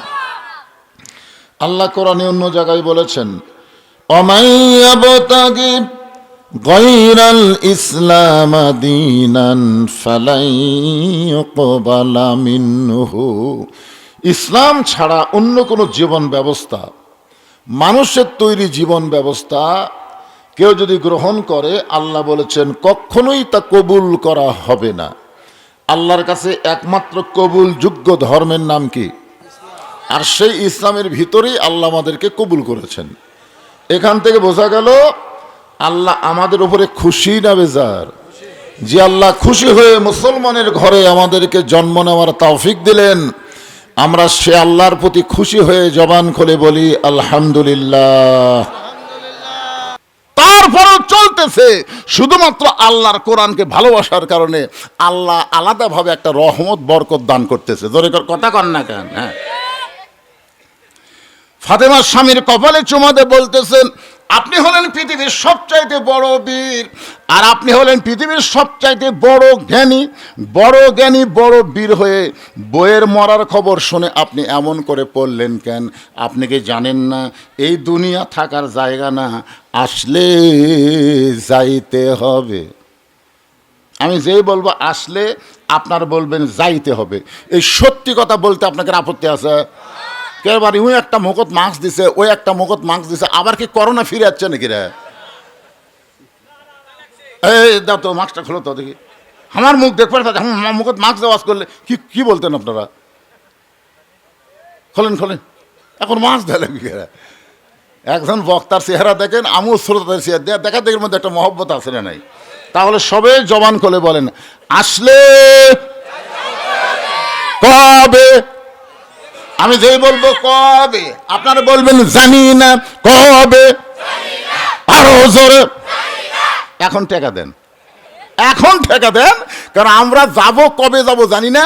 এই কোরআনকে বিজয় করার জন্য, কোরআনের মাদ্রাসাকে চালু রাখার জন্য সরকারি কোনো টাকা পাই না। আপনাদের কাছ থেকে আমি টাকা চাই। 100 জন আল্লাহর বান্দা এখানে আমি চাই একটা করে কোরআন শরীফ কিনে এই মাদ্রাসায় দিবেন। আপনার বাজারে যা কোরআন কিনা লাগবে না, খালি 500 টাকা দিবেন, একটা কোরআন দানের সওয়াব আল্লাহ আপনার বাপ মার কবরে দিয়ে দিবে। পৃথিবীর শ্রেষ্ঠ দান নবীর মাদ্রাসা একটা কোরআন। যে ব্যক্তি প্রথম 500 টাকা দিবে কোরআনের জন্যে, ওর দেখা দেখি যত মানুষ দিবে প্রত্যেকটা মানুষ দানের একটা সওয়াব আল্লাহ দিয়ে দিবে। এই প্রথম ব্যক্তি, ওটাই কিন্তু খুবই কঠিন, বাকি কিন্তু হবে না বাজান। ওটা আসেন মা, আসেন, দেখছেন উপর থেকে চান্স দিয়েছে, আসেন 100 জন আসেন বাবা, একটু কষ্ট করে আসেন। আল্লাহ তোমার 2 জন বান্দা মাশাআল্লাহ 3 নম্বরে 3 জন আল্লাহর পাগল পাওয়া গেল। 3টা কোরআন শরীফ বাবু 1500 টাকা দান করেছে, আল্লাহ দানকে কবুল করেন। পিছন দিক থেকে আরেকজন 500 টাকা দান করেছে, আরেকজন কোরআন শরীফ বাবু 500 টাকা দান করছে। এই টেজ এমন হয়ে করছে, একজন এখানে বসেন, আসেন। আল্লাহ তোমার বান্দার কেউ উঠবেন না। আপনার যদি 500 না পারেন 10-20 টাকা করে ব্যাগের মতো দিবেন, সেটা পারবেন না? জামাত ইসলাম থেকে 12,000 টাকা। কি কথা রে ভারে, লিল্লাহে তাকবীর। জামাত ইসলামের পক্ষ থেকে 12,000 টাকা ধরে বলেন মারহাবা।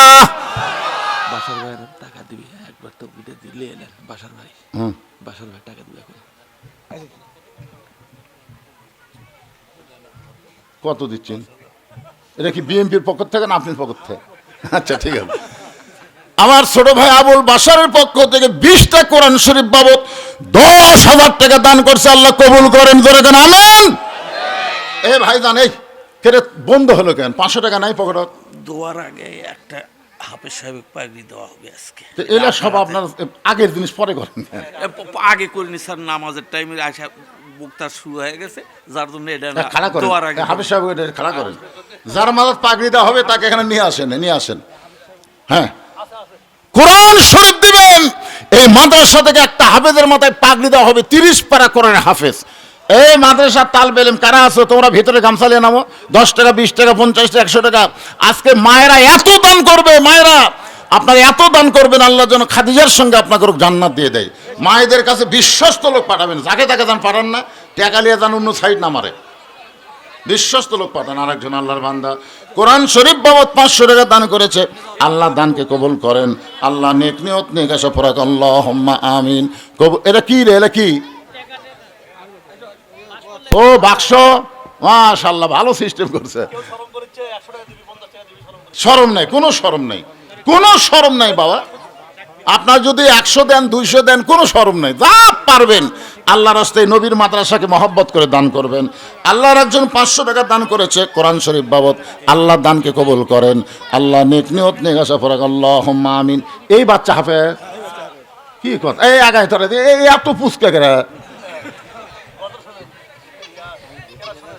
আচ্ছা, এই ছেলে 30 পারা কোরআনের হাফেজ, এর মাথাতে একটু পাগড়ি দেওয়া লাগবে, বুঝলেন? আপনার যারা একজন ওঠেন না, একজনও লড়াচড়া করবেন না।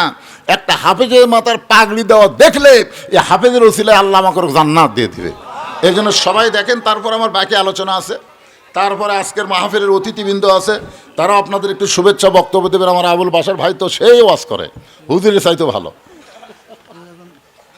এতিম মহিলা বাবার জন্য দোয়ার জন্য দান করছে। একজন মা এতিম, বাবার জন্য দোয়া চাই। 2টা কোরআন শরীফ বাবদ 1000 টাকা দান করেছে, আল্লাহ দানকে কবুল করেন, আল্লাহুম্মা আমিন। এখানে লেখছে হুজুর মাদ্রাসা কমিটির সভাপতি, সেক্রেটারি, ক্যাশিয়ার সহ আরও যারা আছেন তারা কে কি দিবেন তা স্টেজেই একটু কালেকশন করার চেষ্টা করেন। এ তো মারাত্মক ফতুয়া দিছে রে। আচ্ছা ঠিক আছে, মাদ্রাসার সভাপতি কে ভাই? এই মাদ্রাসার সভাপতি কে রে? আপনি তো দেন, কি দিবেন? লিল্লাহ তাকবীর। আমি যেই বলছি দেন কি দিবেন, 10,000 টাকা দেবো। আমি কি 10,000 চাচ্ছি? আমার ইচ্ছা আছে, আমি আমার সঙ্গে থেকে দিয়ে দিছি। 20,000 দেন। বিষয়টা খুশি আপনি? খুশি বলে সেই খুশি। দিয়ে দিলেন। লিল্লাহ তাকবীর। সম্মানিত সভাপতি সাহেব 20,000 টাকা ধরে বলেন মারহাবা। সভাপতি যে আগ্রহ নিয়ে দিয়েছে, সেক্রেটারি ভাই কুটিরে, এই সেক্রেটারি ভাই কোনটা? মাশাআল্লাহ, আয় আবার 10। সভাপতির থাকেন আপনি 5 কমান, 15 কম, সমান সমান। না না 15 দেন। শোনেন, আসেন ভাই, আসেন, দৌড় দেন কে? আপনি কি দৌড়ালি বাঁচবেন? কি কয় 15 দেন। আলহামদুলিল্লাহ, আমি 15,000 দেব। লিল্লাহ তাকবীর। সেক্রেটারি সাহেব 15,000 টাকা ধরে বলেন মারহাবা। এক দৌড়ে কেশিয়ার আসেন তো, কেশিয়ার এক দৌড়ে আসেন, কেশিয়ার সাহেব আসেন। কে রে কেশিয়ার, কে রে? কোনটা? কেশিয়ার নাই, সবার কেশিয়া বানা আছে। তো সবার কেশিয়ার কে? সেটা হলেই হবে, একটা হলেই হলো।